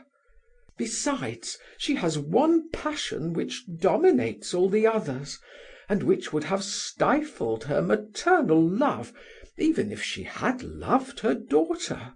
A passion—" "What?" Henri asked quickly, interrupting his sister. "Play. God keep you from it," answered the Marquise. "But whom have you," said Henri, looking at the girl of the golden eyes, "who will help you to remove the traces of this fantasy, which the law would not overlook?" "I have her mother," replied the Marquise, designating the Georgian, to whom she made a sign to remain. "We shall meet again," said Henri, who was thinking anxiously of his friends and felt that it was time to leave. "No, brother," she said, "we shall not meet again. I am going back to Spain, to enter the convent of Los Dolores." "You are too young yet, too lovely," said Henri, taking her in his arms and giving her a kiss. "Good bye," she said. "There is no consolation when you have lost that which has seemed to you the infinite."